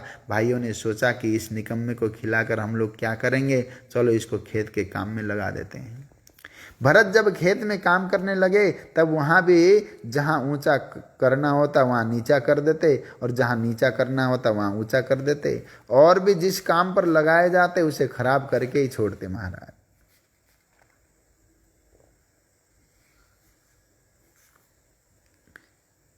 जैसा खाना मिलता खा लेते, कभी पुष्ट कभी कदन्न कभी जला हुआ, जो भी मिलता उससे गुजर बसर कर लेते। मान अपमान का कोई विचार नहीं करते, फटा चिथड़ा पहन लेते, शीतोष्ण वात वर्षा सब सहन कर लेते, नंगे ही रहते। बड़ा कठोर शरीर हो गया था उनका। देखो, जो लोग अपने शरीर को बहुत ढक कर रखते हैं उनका शरीर सुकुमार होता है, लेकिन ये शरीर बहुत ज़्यादा ढक कर रखने के लिए नहीं है। भरत का यज्ञोपवीत भी महिला रहता, वे अनपढ़ तो थे ही, इसलिए कोई भी उनका आदर नहीं करता था। एक दिन भरत जब खेत में थे तब डाकुओं के हाथ पड़ गए और वे उनको बलि देने के लिए देवी के मंदिर में ले गए। बलि देने की प्रथा डाकुओं में भी थी। सब युगों में सब तरह के लोग होते हैं महाराज। ऐसा नहीं समझना कि अमुक युग में अमुक तरह के लोग होते हैं। समय का उतना महत्व नहीं जितना महत्व मनुष्य की मनोवृत्ति का है। डाकुओं ने बलि विधि के अनुसार भरत को स्नान कराया, खूब बढ़िया वस्त्र पहनाया, आभूषण धारण कराया, तिलक लगाया, उनकी खूब पूजा की और बाजे गाजे के साथ उनका जुलूस निकाला। भरत ये देखकर बहुत खुश हुए कि जो काम बाप और भाई ने नहीं किया यह आज ये लोग कर रहे हैं। अब डाकुओं के पुरोहित ने कहा कि इसकी बलि चढ़ा दो। ये सुनकर डाकुओं का सरदार तलवार लेकर काटने के लिए आया। वो जब काटने के लिए तैयार हुआ तो देवी भद्रकाली के रूप में प्रकट हो गईं और अट्टहास करने लगी, और जितने भी डाकू थे उनके सिर काट काट कर उनके सिरों से गेंद की तरह खेलने और नाचने और विहार करने लगी। एवमेव खलु महदविचाराति क्रमः कार्ष्ये नात्मनि फलति। असल में जो महात्माओं का अपराध करता है उसका फल अपराध करने वाले को ही भोगना पड़ता है महाराज। जिनके हृदय में कोई ग्रंथि नहीं, जो सबके परम सुहृद हैं, निर्वैर हैं, जिनकी रक्षा के लिए भगवान चक्र की नियुक्ति करते हैं, उन विष्णु पदाश्रित महानुभावों का नाश भला कौन कर सकता है। इसलिए इसमें आश्चर्य की कोई बात नहीं कि ब्राह्मण देवता छूट गए और डाकू सब के सब मारे गए। ये भगवान का खेल है जो अज्ञानी ज्ञानी सब के साथ खेलते रहते हैं। सुखदेव भगवान कहते हैं, परीक्षित, अथ सिंधु सौवीरपति रहुगणस्य ब्रजत इक्षुमत्स्यात् तटे। एक दिन सिंधु सौवीर देश के राजा रहुगण तत्कुलपति नाम शिविका वाहा पुरुषान वेषण समय दैवेनोपासिततः स द्विजवर उपलब्ध एष पीवा युवा संघनानांगो गोखरवद्धूरम बोडुमलमिति पूर्वविष्टम गृहीतैषा गृहीत प्रसव मदर्हुवाह शिविकाम स महानुभाव। एक दिन सिंधु सौवीर देश के राजा रहुगण पालकी पर सवार होकर भगवान कपिल देव का सत्संग प्राप्त करने के लिए गंगा सागर की ओर जा रहे थे। मार्ग में इक्षुमती नदी के तट पर शिविका वाहकों अर्थात पालकी ढोने वालों में से एक शिविका वाहक कहीं खो गया। जब उसकी जगह भरने के लिए दूसरे शिविका वाहक की तलाश होने लगी तब दैव योग से उन्हें भरत जी मिल गए। वे बड़े मोटे ताजे तो थे ही। लोगों ने सोचा कि आदमी तो बड़ा रिष्ट पुष्ट और गंठीले अंगों वाला है। पीवा युवा संगनानांग। देखो, कुछ ऐसा लगता है कि जो लोग दीनों हम दीनी हम बोलते रहते हैं उनका पेट दबता है। जो दुबले हो जाते हैं और जो सोहम बोलते हैं उनकी छाती चौड़ी हो जाती है। यूँ तो ज्ञानी भी दुबले और भक्त भी मोटे दिखने में आते हैं, क्योंकि भगवान को पालन पोषण करने में कोई कठिनाई नहीं होती। परंतु श्रीमद् भागवत में दत्तात्रेय, ऋषभदेव और जड़ भरत आदि का जो वर्णन है उसमें यही कहा गया कि वो बड़े स्वस्थ शरीर के थे। तो जड़ भरत को देखकर लोगों ने सोचा कि यह तो बैल या गधे के समान भार ढोने में समर्थ है। देखो, उस समय बेगार का जमाना तो था ही। ज्योतिष में भद्रा एक योग होता है, उसको विष्टि भी बोलते हैं। वो बेगार कराने वाला होता है। लोगों ने जड़ भरत को जबरदस्ती पकड़कर पालकी में ढोने लगा दिया। अब जब जड़ भरत पालकी ढोने लगे तो वो टेढ़ी मेढ़ी हो जाए। उन्होंने कभी पालकी ढोया ही नहीं था। राजा ने पालकी में बैठे बैठे डांटा कि अरे तुम लोग इस तरह क्यों चल रहे हो, धक्का लगता है, सीधे चलो। कहारों ने कहा, महाराज हम पुराने लोग तो बिल्कुल ठीक ठीक चल रहे हैं, लेकिन अब ये जो नया कहार आया है वो गलती कर रहा है। इस एक के दोष से ही हम सब पर दोषारोपण हो रहा है। अब राजा ने सोचा कि संसर्ग का जो दोष का संक्रमण तो होता ही है, इसलिए यदि नए कहार का प्रतिकार नहीं किया तो सब कहारों की चाल बिगड़ जाएगी। फिर वे क्रोध में भरकर जड़ भरत से व्यंग्य वचन बोलने लगे। क्यों जी, तुम चलते चलते थक गए हो क्या? तुम अकेले ही बहुत देर से पालकी ढो रहे हो? तुम तो बहुत मोटे भी नहीं हो, मालूम होता है कि बूढ़े भी हो गए हो। इस प्रकार राजा रहुगण ने वक्रोक्ति से जड़ भरत का उपहास किया, किंतु जड़ भरत पर उसका कोई प्रभाव नहीं पड़ा। वो वैसे ही चलते रहे, कोई फर्क नहीं पड़ता उनकी चाल में। उन्होंने ऐसा दर्शाया मानो बुरा भला कुछ समझते ही नहीं हो। इस पर राजा रहुगण को और भी क्रोध आ गया और बोले कि क्या मेरा तिरस्कार करके तुमको मरना चाहते हो? अब गत गर्भ ब्राह्मण देवता जड़ भरत बोल पड़े। वे क्यों बोल पड़े? इस पर हमारे एक महापुरुष ऐसा बताते हैं कि राजा भरत ने अपने जीवन में जिस हरिण शिशु को पाला था वो मरकर सिंधु सौवीर देश का वही राजा रहुगण हो गया था, जो पालकी पर बैठकर कपिल देव का सत्संग करने जा रहा था। राजा भरत को तो शरीर छोड़ने के बाद हरिण होना पड़ा, फिर वे जड़ भरत हुए, किंतु हरिण शिशु मरने के बाद तुरंत राजा रहुगण हो गया। राजा भरत के हृदय में हरिण शिशु के प्रति कहीं न कहीं प्रीति अवश्य थी और ये वात्सल्य आ गया था कि हम ज्ञानोपदेश करके इसका कल्याण कर दें। इसलिए जड़ भरत के मन में राजा रहुगण रूप हरिण ज्ञानोपदेश प्राप्त करने के लिए शिशु के प्रति जो पूर्व जन्म का स्नेह था वही ब्रह्म ज्ञान बनकर प्रकट हुआ। कालिदास ने कहा कि मनुष्य के भीतर जो रहता है बाहर अवश्य निकल जाता है। व्यतिसजति पदार्थानांतरः कोपि हेतु न खलु बहिरूपाधित प्रीतया संश्रयन्ते। जो जड़ भरत बोले कि राजा, जो तुम कह रहे हो वो सब तुम्हारी दृष्टि से ठीक है, परंतु मुझ पर इसका कोई प्रभाव पड़ने वाला नहीं है।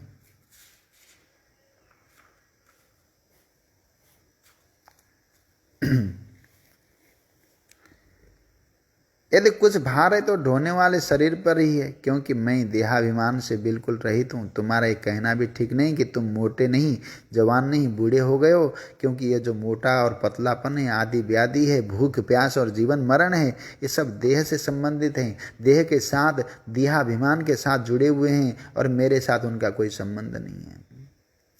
त्वयोदितं व्यक्तमपि प्रलब्धं भरतो समे स्याद्यदि वीरभारः गन्तुर्यदि स्यादधिगम्य मध्वा पीबेति रासौ न विदां प्रबादः स्थौल्यं कार्श्यं व्याधय आधयश्च सूत्रेण भयं कलिरिच्छा जरा च निद्रा रतिर्मन्युरहं मदं शुचो देहेन जातस्य हि मे न सन्ति। रही बात तुम्हारे स्वामी होने और मेरे सेवक होने और मेरे द्वारा तुम्हारी आज्ञा का उल्लंघन करने की, इस पर तुम स्वयं विचार करो। यदि तुम हमेशा स्वामी हुआ करते और मैं सेवक हुआ करता तब तो तुम्हारी बात ठीक भी थी, किंतु इस जन्म मरण के प्रवाह में तुम कई बार पालकी वाहक का हार हो चुके हो और मैं राजा बन चुका हूँ। मैं भी तुमको बहुत बार डांट चुका हूँ। जब तुम काल के अनादित्व पर ध्यान दोगे तो देखोगे कि इसमें क्या क्या नहीं हुआ। ये बात कैसे कह सकते हो कि तुम ही हमेशा शासक रहोगे और मैं तुम्हारा सेवक रहूँगा? यदि कहीं तुम्हारा राज्य छिन गया और मेरा राज्य हो गया तो क्या मैं तुमको जेल में नहीं डाल सकता? कोई किसी का राजा नहीं, कोई किसी की प्रजा नहीं। अनादि संसार में सब बदलता रहता है। भेद बुद्धि का आश्रय अज्ञानी है। राजा और प्रजा की जो भेद बुद्धि है वो केवल व्यवहारिक और परमार्थ में बिल्कुल नहीं है। अंत में जड़ भरत ने कहा, तुम जो आज्ञा देना चाहते हो वो दे सकते हो, किंतु मैं तो पागल हूँ, अपनी ही स्थिति में रहता हूँ, इसलिए यदि तुम मुझको कोई दंड दोगे तो वह भी व्यर्थ ही जाएगा। ऐसा कहकर जड़ भरत जी चुपचाप पालकी ढोते रहे। उन्मत्त मत्त जड़वा स्वसंस्थां गतस्य मे वीर चिकित्सितेन अर्थः कियान् भवता शिक्षितेन स्तब्धः प्रमत्तस्य च विष्टवेशः। अब राजा रहुगण ने विचार किया कि आखिर ये शिविका वाहक कहता क्या है। वहीं उसके मुंह से अनेक योग ग्रंथों के समस्त वचन सुनकर पालकी पर से कूद पड़े, उनके चरणों पर अपना सिर रख दिया और गर्वहीन होकर बोले, महाराज आप दत्तात्रेय हैं, ऋषभदेव हैं कि वामदेव हैं? कौन हैं आप? यह कैसे आए? मैं इंद्र के वज्र से नहीं डरता, शंकर के त्रिशूल से नहीं डरता और यमराज के दंड से भी नहीं डरता। डरता हूं तो केवल इस बात से कि कहीं किसी ब्राह्मण वंश का अपमान मेरे द्वारा न हो जाए। कस्तम निगूढ़श्चरसे द्विजानां विवर्षि सूत्रम कतमो बधूतः कस्यासि कुत्रत्यहापि कस्मात् क्षेमायनश्चेदशिनोत शुक्लः नाहं विशङ्के सुरराजवज्रान् न त्रेक्ष्यशूलान् न यमस्य दण्डात् नान्यर्गसोमानिलवित्तपास्त्रात् शंखे भृशं ब्रह्मकुलाबमाना। मैं किसी से नहीं डरता, केवल ब्राह्मण वंश का अपमान मेरे द्वारा न हो जाए इसलिए डरता हूँ। आप असंग हैं और आपका विज्ञान अनंत है, अपार है। आपके वचनों में तो योग का सार सार मिला हुआ है। मैं आपके वचनों को काट नहीं सकता। मैं तो जा रहा हूँ कपिल देव जी के पास ज्ञान सीखने के लिए। लगता है कि कहीं आपके रूप में वहीं तो मुझ पर कृपा करने नहीं आ गए।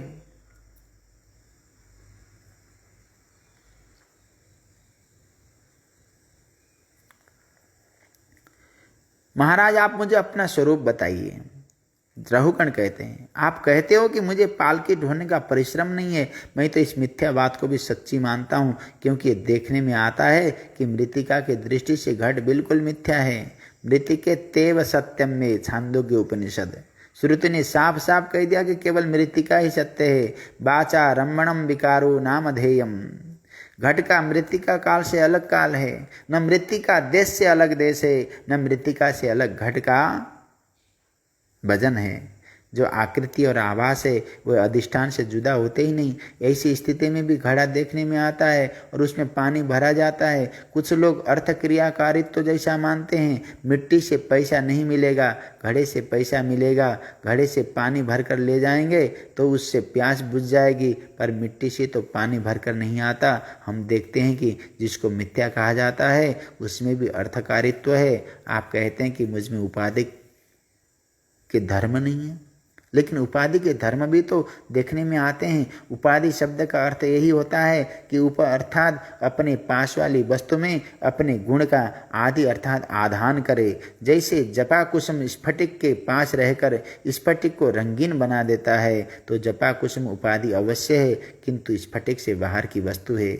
वैसे ही उपाधि के धर्म हमारे अंदर नहीं है, लेकिन हम देखते हैं कि जब बटलोही के आग पर चढ़ा देते हैं तो बटलोही गर्म होती है, फिर उसका पानी गर्म होता है, फिर दूध गर्म हो जाता है, फिर उसमें डाला हुआ चावल भी गर्म हो जाता है। और गर्मी बटलोही की तो होती है, पानी की होती है और पका देती है चावल को। इसी प्रकार यदि गर्मी से शरीर पर कोई ताप आता है तो इंद्रिय प्राण मन ये भी तप्त हो जाते हैं। असल में जो भगवान का सच्चा भक्त होता है उसको ये अभिमान नहीं होता कि मैं भोगता हूँ, मैं रक्षक हूँ। मैंने राजापने के अभिमान में आकर आप जैसे संत का तिरस्कार किया। आप बड़े आर्त बंधु हैं, मुझ पर मैत्री दृष्टि कीजिए जिससे कि सत्पुरुष के तिरस्कार का जो अपराध मुझे लगा है वो दूर हो जाए। आहा,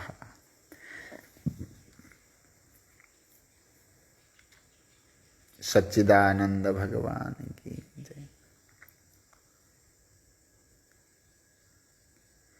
दृष्ट श्रम कर्मत आत्मनो वै भर्तुर्गन्तुर्भवतश्चानुमन्ये यथा सतो दानयनाद्यभावात् समूलयिष्टो व्यवहारमार्ग स्थाल्यग्नितापात्यपयशोभितापस्तत्तापतस्तण्डुलगर्भरन्धी देहेन्द्रियाश्वासयसन्निकर्षात् तत्संसृते पुरुषस्यानुरोधात् शास्ताभिगोप्ता नृपति प्रजानां यः किंकरो वै न पिनष्टिपिष्टं स्वधर्ममाराधनमच्युतस्य यदीहमानो विजहात्यदौगम्। आहा, सच्चिदानंद भगवान की जय। उसके बाद कहते, हे दीनबंधो, राजत्व के अभिमान से उन्मत्त होकर मैंने आप जैसे परम साधु की अवज्ञा की है। तन में भगवान नरदेवाभिमान मदेन तुच्छीकृत सत्तमस्य कृशिष्ट मैत्री दृशमार्त बंधु यथा तरे सदवध्यानमंघ। देखो, पहले के महापुरुष सामने वाले को दो चार खरी खोटी बातें सुना देते थे और फिर देखते थे कि इसके अंदर सहन शक्ति है कि नहीं, और वो विनयी है कि नहीं, निराभिमान है कि नहीं। वो अपनी विद्या बुद्धि दिखाने के लिए कुछ नहीं बोलते थे, सामने वाला समझ जाए इसके लिए बोलते थे। हमारे अंदर इस समय अपना ज्ञान दिखाना होता है, परंतु उस समय ऐसा नहीं होता था। जड़ भरत ने कहा कि अको विदह कोविद वाद वादन। जब ऐसी बात हुई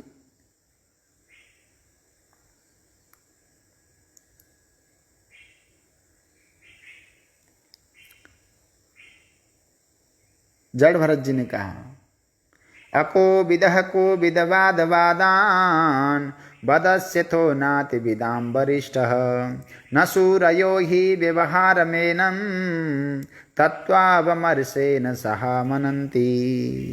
आहा, अरे राजा तो मूर्ख है, लेकिन पंडितों की तरह बात कर रहा है। तेरी समझ में तो कुछ आता नहीं। एक और तत्व की चर्चा करता है और दूसरी ओर व्यवहार की बात करता है। न सूरयो ही व्यवहार मेनम तत्वावमर्शेन सहा मनन्ति। लेकिन पहले तो ये निर्णय कर लो कि तुमको सोने की सच्ची पहचान करनी है या कंगन खरीद कर हाथ में पहनना है। कंगन को हाथ में पहनना हो तो उसकी डिजाइन देखो, उसका पानी देखो, और इतनी सच्चे सोने को पहचानना हो तो कंगन की शक्ल सूरत में न जाकर उस शक्ल सूरत से परे जो सोना तत्व है उसको पहचानो। व्यवहार कंगन शक्ल का है, तत्व ज्ञान वस्तु तत्व का है। असल में जो लोग भोगवादी कर्मकांडी होते हैं वह शुद्ध तत्व ज्ञान की चर्चा नहीं करते। जिनके मन में संसार को स्वप्नवद भान मात्र समझकर उसके व्यवहार के प्रति वैराग्य नहीं होता, वे चाहे जितना भी वेद पढ़ जाएं, उनको वेदवाणी अपना अर्थ देती ही नहीं। न तस्य तत्तो ग्रहणाय साक्षात् वरेयसेरपि वाचः समासन् स्वप्ने निरुक्त्या गृहमेधि सौख्यम न यस्य हेयानुमित स्वयं स्यात्। एक बार काशी के विद्वान मिले और बोले, महाराज वेदांत शास्त्र की ऐसी कोई पंक्ति नहीं जिसमें मैं अर्थ नहीं कर सकता। वेदांत विषय की ऐसी कोई शंका नहीं जिसका मैं समाधान नहीं कर सकता। लेकिन जमाई बाबू के मर जाने पर मुझको जो दुख हो रहा है उसको मैं नहीं टाल सकता। मैं केवल वेद मंत्र जानता हूँ, वेदांत की पंक्तियों को समझता हूँ, किंतु शोक निवारण की सामर्थ्य मुझ में नहीं। आप मुझे इस शोक से परे पहुँचा दीजिए, मैं इससे परे जाना चाहता हूँ। कहने का मतलब यह है कि पढ़ा लिखा मात्र होने से काम नहीं बनता। ये जानकारी होनी चाहिए कि मनुष्य का मन सुख दुख एवं इंद्रियों के कर्म का विस्तार और नए नए शरीर का उत्पादन करता रहता है। सारा का सारा सुख दुख मनीराम का ही तो है महाराज। जब तक मनुष्य का मन विषयों के प्रेम में अनुराग में डूबा हुआ है तब तक उसे दुख की प्राप्ति होती है। जब उसमें विषय परायणता नहीं रहती और उसका मन विषय चिंतन छोड़ देता है तब वो क्षेम का अधिकारी हो जाता है।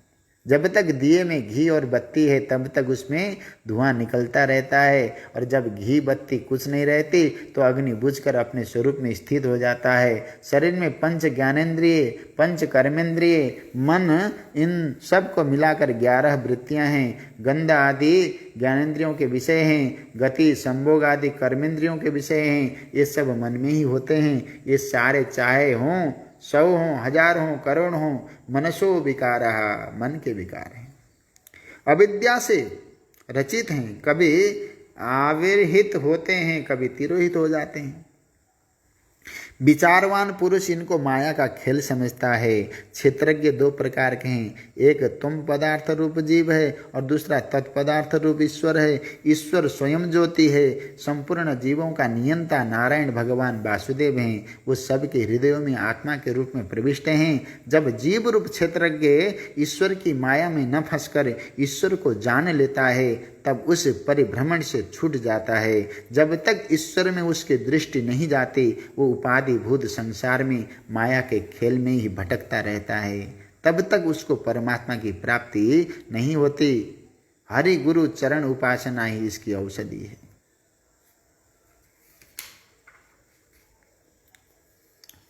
भ्रातृव्यमेनं तदब्रवीर्य मुपेक्षयाध्येदितमप्रमत्तः गुरोर्हरेश्चरणोपासनास्त्रोर्जहि बेलिकं स्वयमात्ममूसम्।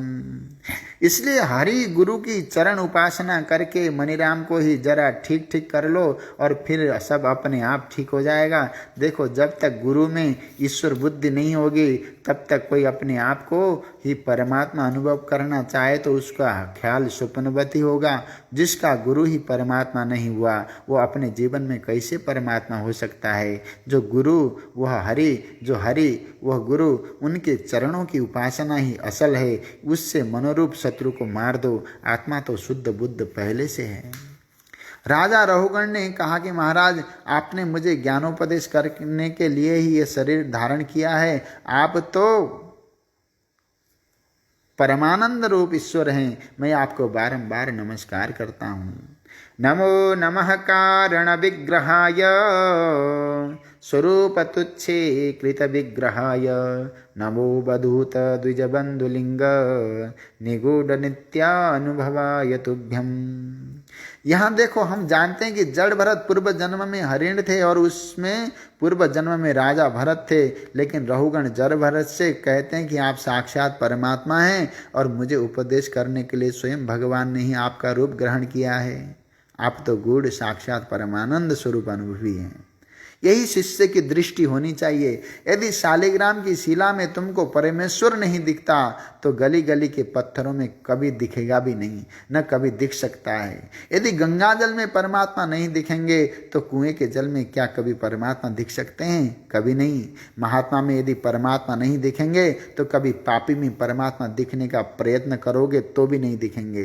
कहने का अभिप्राय यह है कि अपनी दृष्टि शुद्ध रखनी चाहिए, तभी तो सिया राममय सब जग जानी तभी आएगी। जब अच्छी वस्तु में परमात्मा स्वरूप हमारे मन में नहीं आता तो खराब वस्तु में कैसे आ जाएगा। हर जगह परमात्मा का दर्शन करने का प्रयत्न करना चाहिए। रहुगण ने कहा कि जैसे बुखार से पीड़ित रोगी के लिए औषधि और गर्मी से तपे हुए के लिए शीतल जल अमृत तुल्य होता है, वैसे ही शरीर के अभिमान रूप सर्व से डसे हुए लोगों के लिए आपके वचन अमृत तुल्य हैं। जोरामयार्तस्य यथा गदम सद निदागदग्धस्य यथा हिममः कुदेहमाना हि विदस्त दृष्टे ब्रह्मन् वचस्ते मृतमौषधं मे। आहा, बुखार से पीड़ित रोगी के लिए औषधि और गर्मी से तपे हुए के लिए शीतल जल अमृत तुल्य होता है, वैसे ही शरीर के अभिमान देहाभिमान रूप सर्व से डसे हुए लोगों के लिए आप जैसे महापुरुषों के वचन अमृत तुल्य हैं। इसलिए मैं आपसे प्रार्थना करता हूँ कि आपने जो उपदेश दिया है उसको सरल करके समझाइए, क्योंकि मैं उससे समझना चाहता हूँ। मुझे तो ऐसा लगता है कि क्रिया का फल बिल्कुल दृश्यमान है, किंतु आप कहते हैं कि व्यवहार है, सत्य नहीं है, तो मैं तत्व ज्ञान के योग्य नहीं हूँ। इसलिए मेरा मन डावाडोल है। उसमें कभी यह बात आती है, कभी ये बात आती है। वो नदी के दोनों किनारों पर विचरण करता रहता है। आप कृपा करके बताइए कि सत्य क्या है। जड़ भरत जी ने अब कहा, देखो राजा, मनुष्य क्या है। अयम जनो नाम चलन पृथिव्याम य पार्थिव पार्थिव कस्य हेतु तस्यापि चांग्र्योरधिगुल्फजंगा जानोरुमध्यो रशिरोधरांसा। जड़ भरत जी ने कहा, अरे राजन, मनुष्य क्या है? ये पृथ्वी का विकार ही तो है। हमारे शरीर के नीचे दो पाँव हैं और ऊपर दो टखने हैं, टखने के ऊपर घुटने हैं, घुटने के ऊपर जंघें हैं, जांघों के ऊपर कमर है, फिर क्रमशः पेट है, कंधे हैं, कंधों पर लकड़ी की एक पालकी रखी हुई है और उसमें बैठकर तुम ये सोच रहे हो कि मैं राजा हूँ। ये सब क्या है? यदि इस प्रकार विचार करोगे तो पाओगे कि माटी पर एक माटी का लौंदा बैठा है और ये अपने को राजा मान रहा है, परंतु ये सब माटी है। आहा, अयं जनो नाम चलन पृथिव्यां य पार्थिव पार्थिव कस्य हेतु तस्यापि चांग्र्योरपि गुल्फजंगा जानोरुमध्योरशिरोधरांसः। ये सब शोचनीय नहीं तो और क्या है। तुम समझते हो कि जो पालकी ढो रहा है वो नौकर है और तुम राजा हो, लेकिन ये बात केवल बकवास है। विद्वानों की सभा में शोभा पाने योग्य नहीं है। अरे ये पालकी और तुम्हारे हमारे शरीर सब के सब मिट्टी से ही निकले हैं और मिट्टी में ही मिल जाएंगे। केवल नाम ही उसके अलग अलग हैं और यही व्यवहार का मूल है। यदा क्षिताबेव चराचरस्य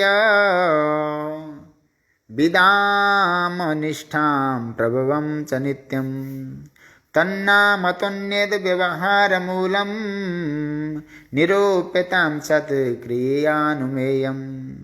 अब परमाणुओं की बात सुन लो। यदि परमाणुवादी लोग शास्त्रार्थ करने बैठ जाएं तो उनके अवच्छेद का अवच्छिन्न के सामने जल्दी कोई टिकेगा नहीं। लेकिन परमाणु अलग अलग भी हैं और निरंश भी हैं, संयोग भी हैं, निरवयव भी हैं। दो परमाणुओं के संयोग से अणु की उत्पत्ति होती है, लेकिन उनका संयोग कहाँ होता है, किस दिशा में संयोग होता है। यदि संयोग होता है तो निरवयव कैसे रहें। असल में सूक्ष्म वस्तु का ज्ञान प्राप्त करने के लिए उनकी कल्पना की जाती है। एवं निरुक्तं क्षितिशब्दवृत्त मसन्निधानात् परमाणवो ये अविद्यया मनसा कल्पितास्ते येषां समूहेन कृतो विशेषः। असल में सूक्ष्म वस्तु का ज्ञान प्राप्त करने के लिए उनकी कल्पना की जाती है। परम तत्व का ज्ञान न होने के कारण मन से परमाणुओं की कल्पना की जाती है। फिर उन्हीं परमाणुओं को मिल मिलकर संयोग होता है। यदि विचार करें कि एक निरवय परमाणु का दूसरे निरवय परमाणु के साथ कैसे संयोग होता होगा, दोनों के मेल से एक बड़ी चीज कैसे बन जाती होगी, तो ये कभी कल्पना में आएगा ही नहीं। इसी प्रकार संसार में जितने भी स्थूल, अणु, बृहद, असद, सद, जीव, अजीव, द्रव्य, स्वभाव, आशय, काल, कर्म आदि हैं, वे सब महामाया अजा शक्ति के बेटे हैं। एवं कृशम स्थूल मणुर्बृहद यद् असच्च सज्जीवमजीव मन्येत् द्रव्य स्वभावाशय काल कर्म नामना जया बेहि कृतम द्वितीयम्।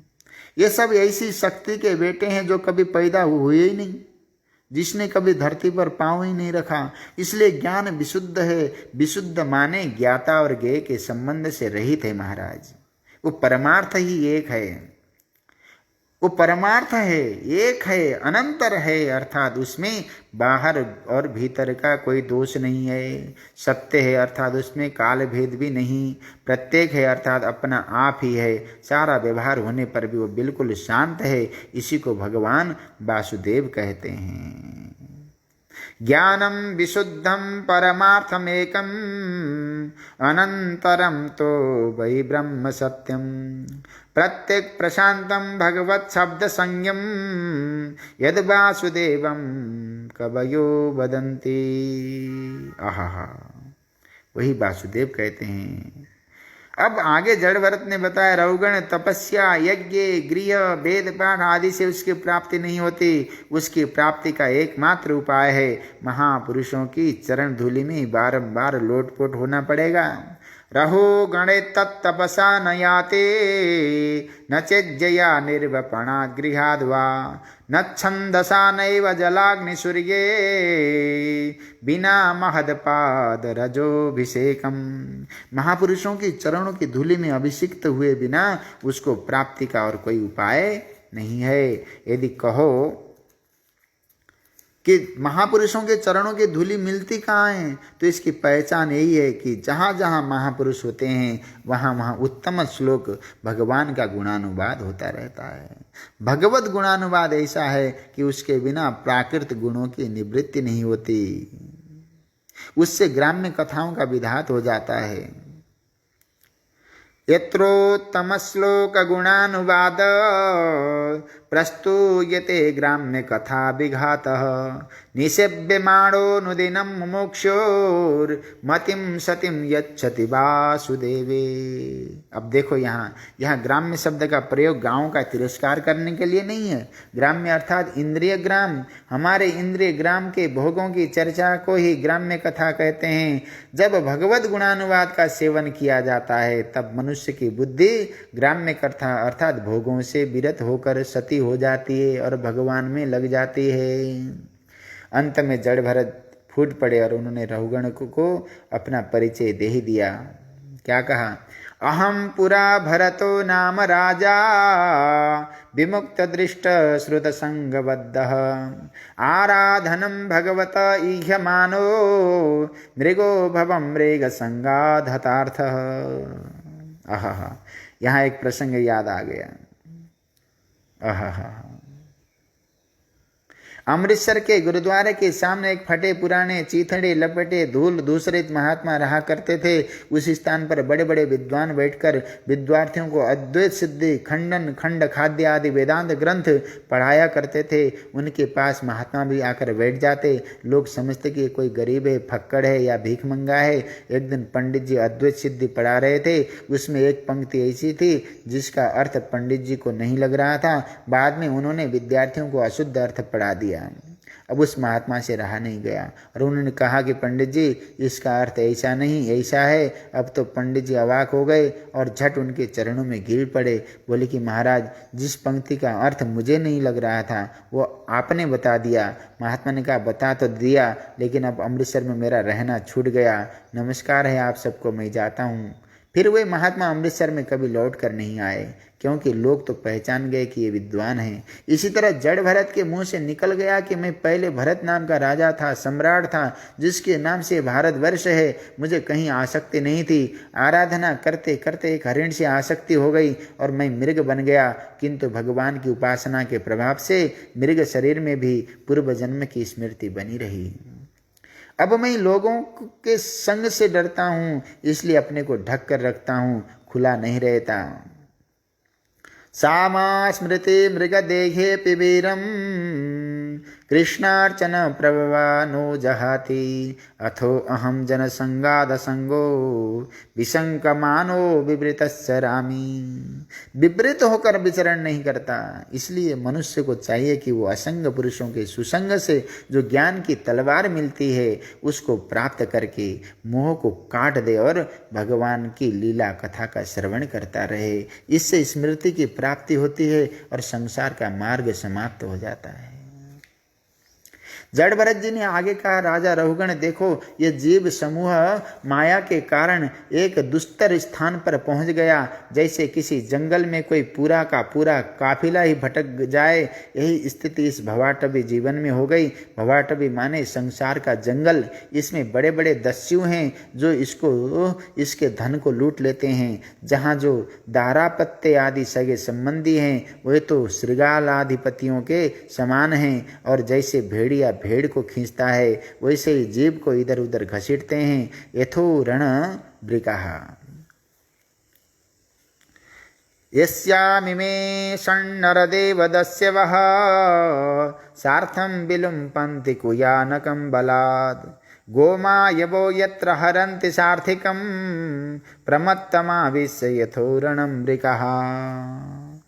इसमें बड़ी बड़ी मृग मरीचिकाएं महाराज, जो चीज़ है ही नहीं वो मालूम पड़ती है। यहाँ कहीं दुश्मन तो कहीं दोस्त दिखाई पड़ते हैं, कहीं यह रिश्ता तो कहीं वो नाता मालूम पड़ता है, कहीं पिशाच दिखाई पड़ते हैं तो कहीं धूल उड़ती हुई मालूम पड़ती है। इसी तरह कहीं भूख कहीं प्यास लगती है, कहीं नदी में डूबना होता है, कहीं दावा नल की प्राप्ति होती है और कहीं मूर्छा आ जाती है।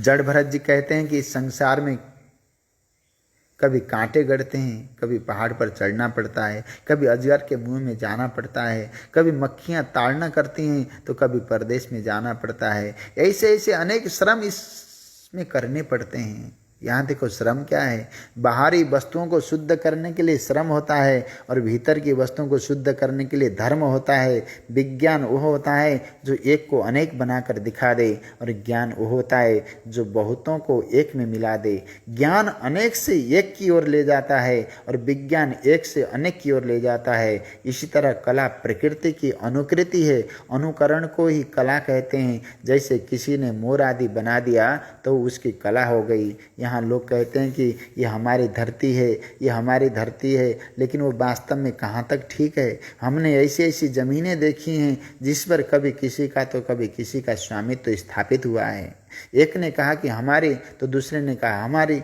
लोग जमीन का व्यापार करते रहते हैं और वो भिन्न भिन्न लोगों के हाथों में जाती रहती है। इसलिए जब वह बेच देने पर हमारी नहीं रहती, दूसरे का कब्जा कर लेने पर हमारी नहीं रहती, हमारे मर जाने पर हमारी नहीं रहती, और जो हमारे बाप की नहीं रही, बाल बच्चों की नहीं रही, तो उसमें हमारा क्या है।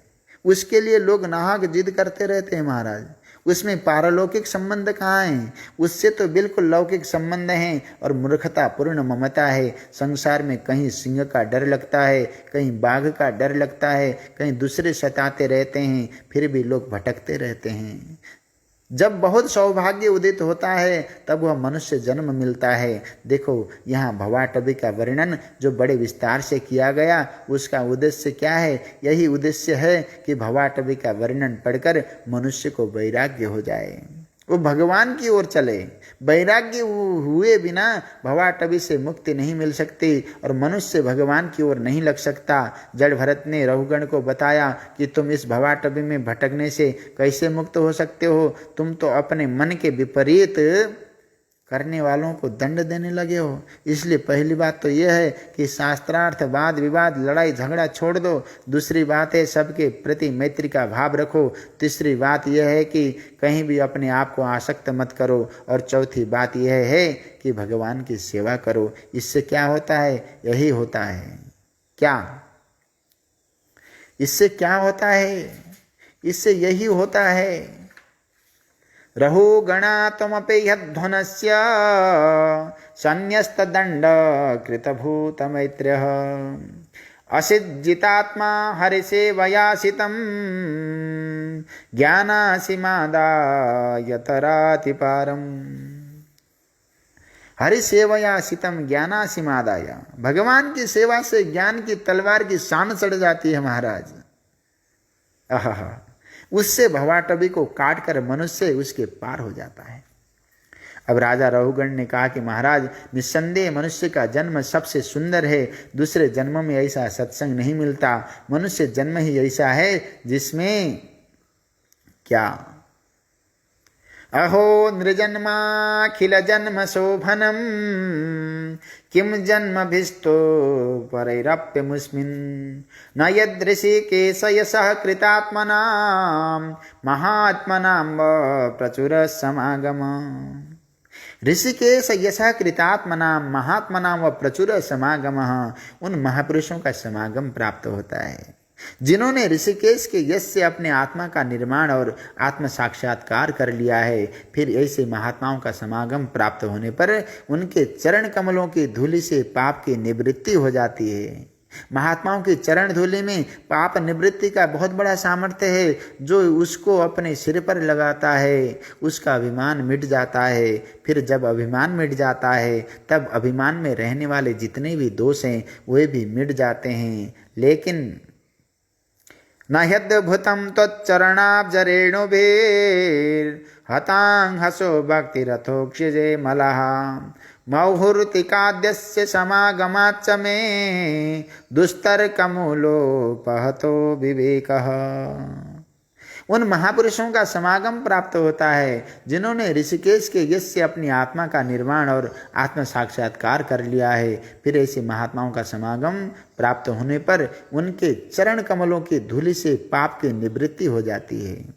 महात्माओं की चरण धूलि में पाप निवृत्ति का बहुत बड़ा सामर्थ्य है। जो उसके अपने सिर पर लगाता है उसका अभिमान मिट जाता है। फिर जब अभिमान मिट जाता है तब अभिमान में रहने वाले जितने भी दोष हैं वह भी सब के सब मिट जाते हैं।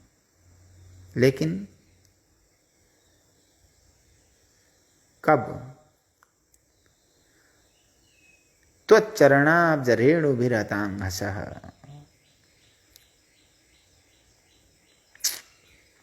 महापुरुषों के चरण रेणु स्पर्श से केवल सारे पाप ही निवृत्त नहीं होते, भगवान की भक्ति भी मिल जाती है। देखिए ना, आपसे मेरा 2 घड़ी का मिलन हुआ। रघुगण कहते हैं मेरे मन में जो अविवेक था वो सब नष्ट हो गया।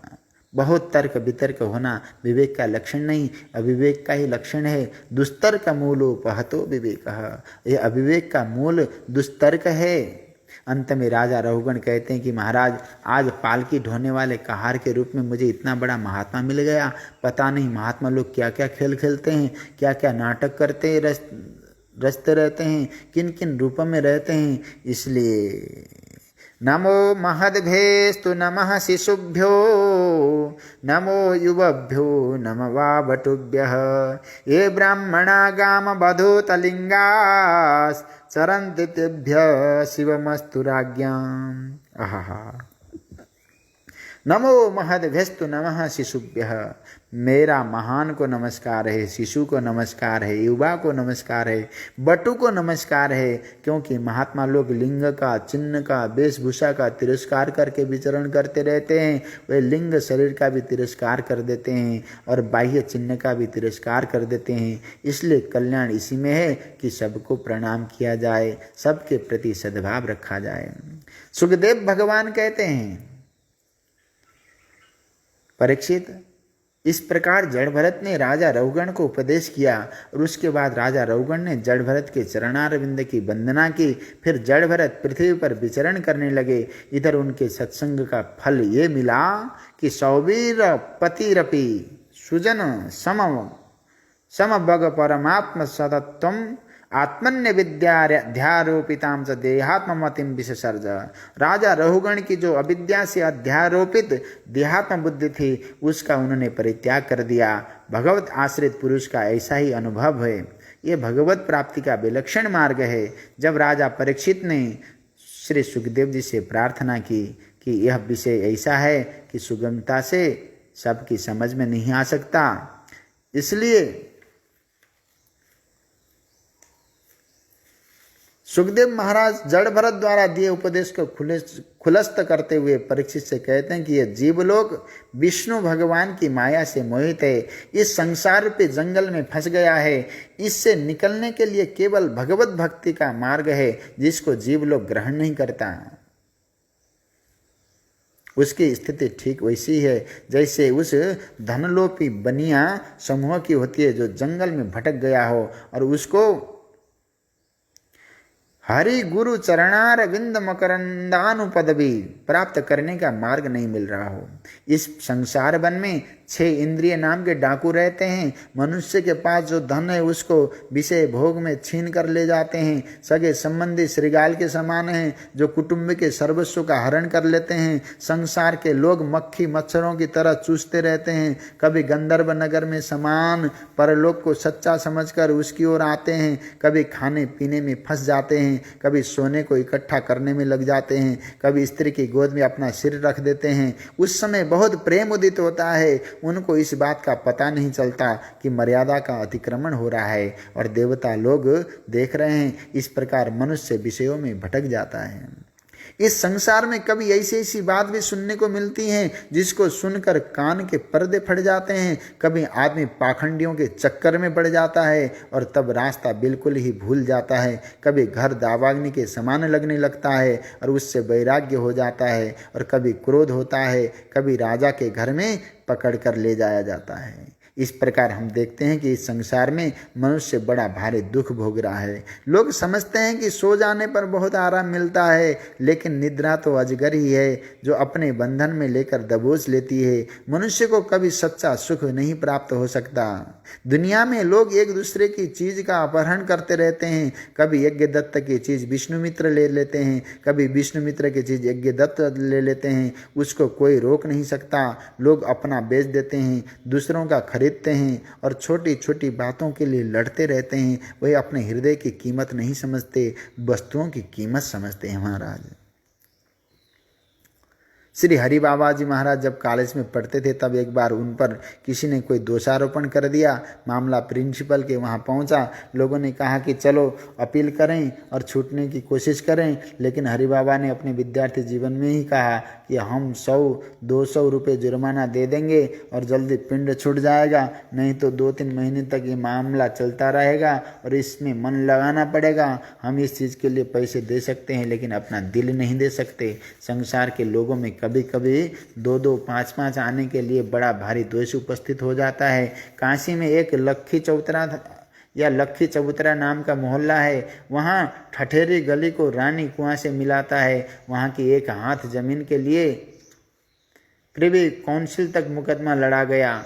लाख रुपए खर्च हुए। उसमें कितना मन लगा, कितना दिमाग लगा, कितने समय तक परमात्मा चिंतन से रहित होना पड़ा, इसका कोई हिसाब नहीं। इसी तरह लोग छोटी छोटी वस्तु के लिए बड़ी भारी हानि उठाते हैं और आपस में विद्वेष करते हैं। जन्म मरण आदि के क्लेश भोगने ही पड़ते हैं। ये पत्नी है, ये स्त्री है, कभी इसकी 2 बातें सुनी, कभी उसकी 2 बातें सुनी, इसी में मनुष्य फंसा रहता है। किंतु भगवान का कालचक्र हमेशा काम करता रहता है। मनुष्य कभी पाखंडियों के चक्कर में पड़कर ब्राह्मण के पास जाता है और वहाँ अपने मन का नहीं मिलता तो शूद्र कुल के पास चला जाता है। मनुष्य का लक्ष्य बस पेट भरना और स्वच्छंद रहना हो गया है, मानो विषयों के लिए वो उसका जीवन हो। लेकिन केवल खाने पीने के लिए मनुष्य का जन्म नहीं हुआ। मनुष्य की मौत का पता नहीं चलता। कभी संकट में फंस जाता है तो उसे बड़ा खेद होता है, कभी वो वित्त के धन के चक्कर में पड़ जाता है, उस पर नाना प्रकार से आपत्ति विपत्तियां आती रहती हैं। उसको यह मालूम नहीं कि इस आपत्ति विपत्ति से छूटने का उपाय वे महात्मा लोग जानते हैं, जो न्यस्त दंड उपशमशील उपरतात्मा हैं। श्री सुखदेव जी महाराज कहते, परीक्षित, राजा भरत के मार्ग पर चलना बहुत मुश्किल है, वैसे ही जैसे गरुड़ के रास्ते पर मक्खी नहीं चल सकती। उन्होंने जवानी में सबको छोड़ दिया। उनके पास जन नहीं, धन नहीं, पत्नी नहीं, पुत्र नहीं, किंतु फिर भी उन्होंने भगवान की सेवा की। जिनको भगवत सेवा में सुख मिलता है उनके लिए सब तुच्छ हो जाता है।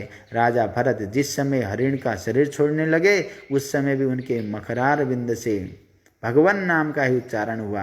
यज्ञाय धर्मपतये विधिनय पुणाय योगाय सांख्य शिरसे प्रकृतिश्वराय नारायणाय हरये नमयुत्युदारम आस्यन मृगत्वमपि समुदा जहार।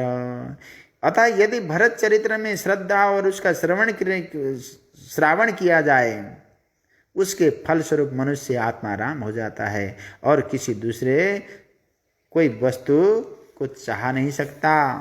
श्री सुखदेव जी महाराज कहते हैं, भरत के बाद उनके पुत्र सुमति हुए और ऋषभदेव की पदवी के अनुसार चलते थे। लोगों ने कहना शुरू कर दिया कि बुद्धावतार हैं। इसी प्रकार का दिव्य भाव है ये भरत जी की कथा।